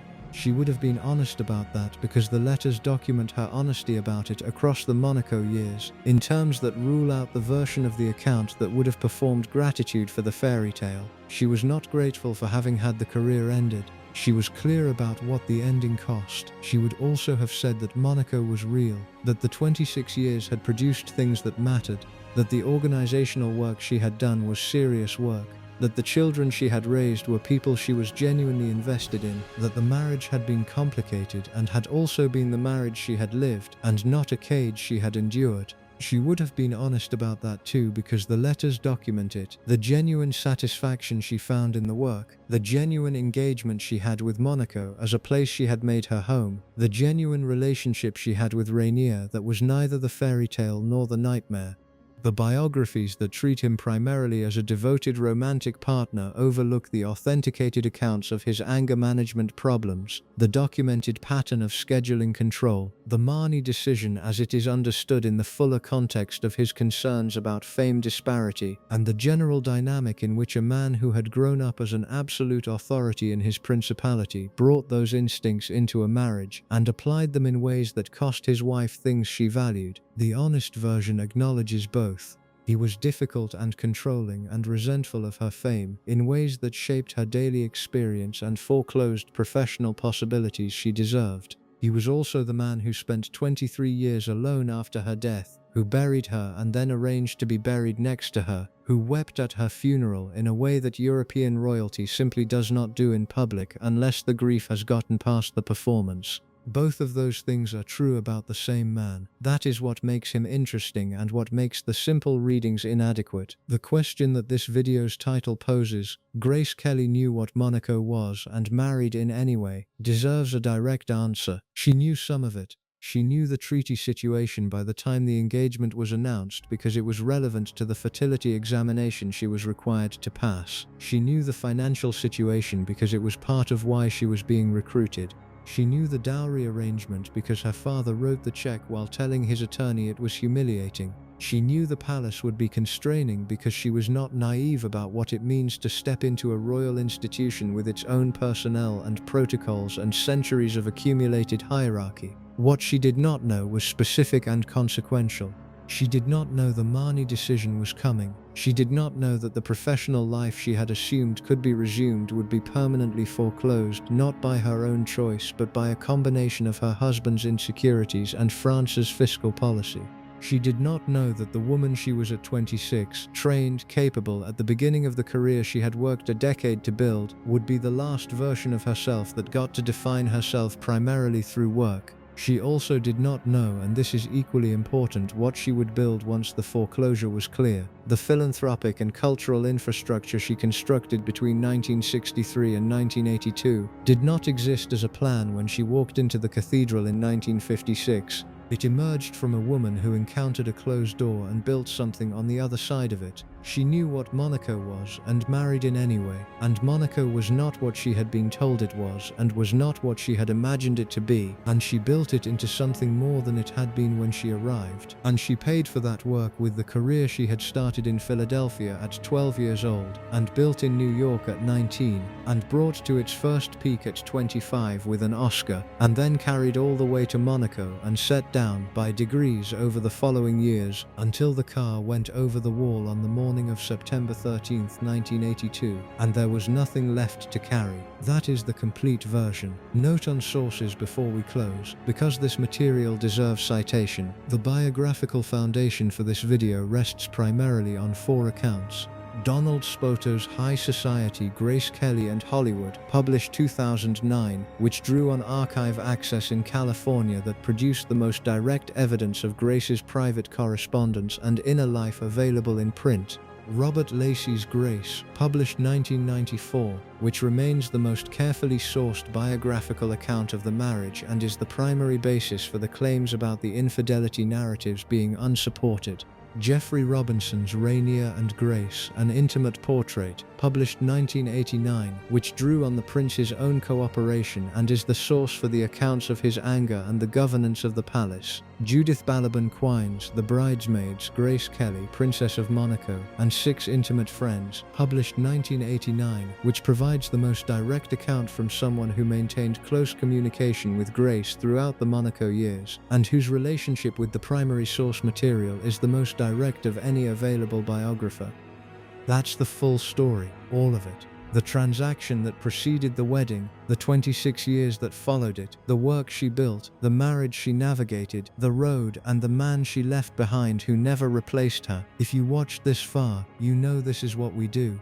We don't give you the postcard version. We don't give you the tabloid nightmare either. We give you the actual record, as close to it as the sourcing allows, and we let you form your own assessment of what it means. If that's the kind of coverage you want for the women history tends to get wrong, subscribe, hit the bell, leave a comment with who you want us to look at next. The list you've been sending, and it is a long list of mostly tragic 20th century women, is getting worked through. Drop the name. We'll get to it. Thank you for your time. We'll see you on the next one.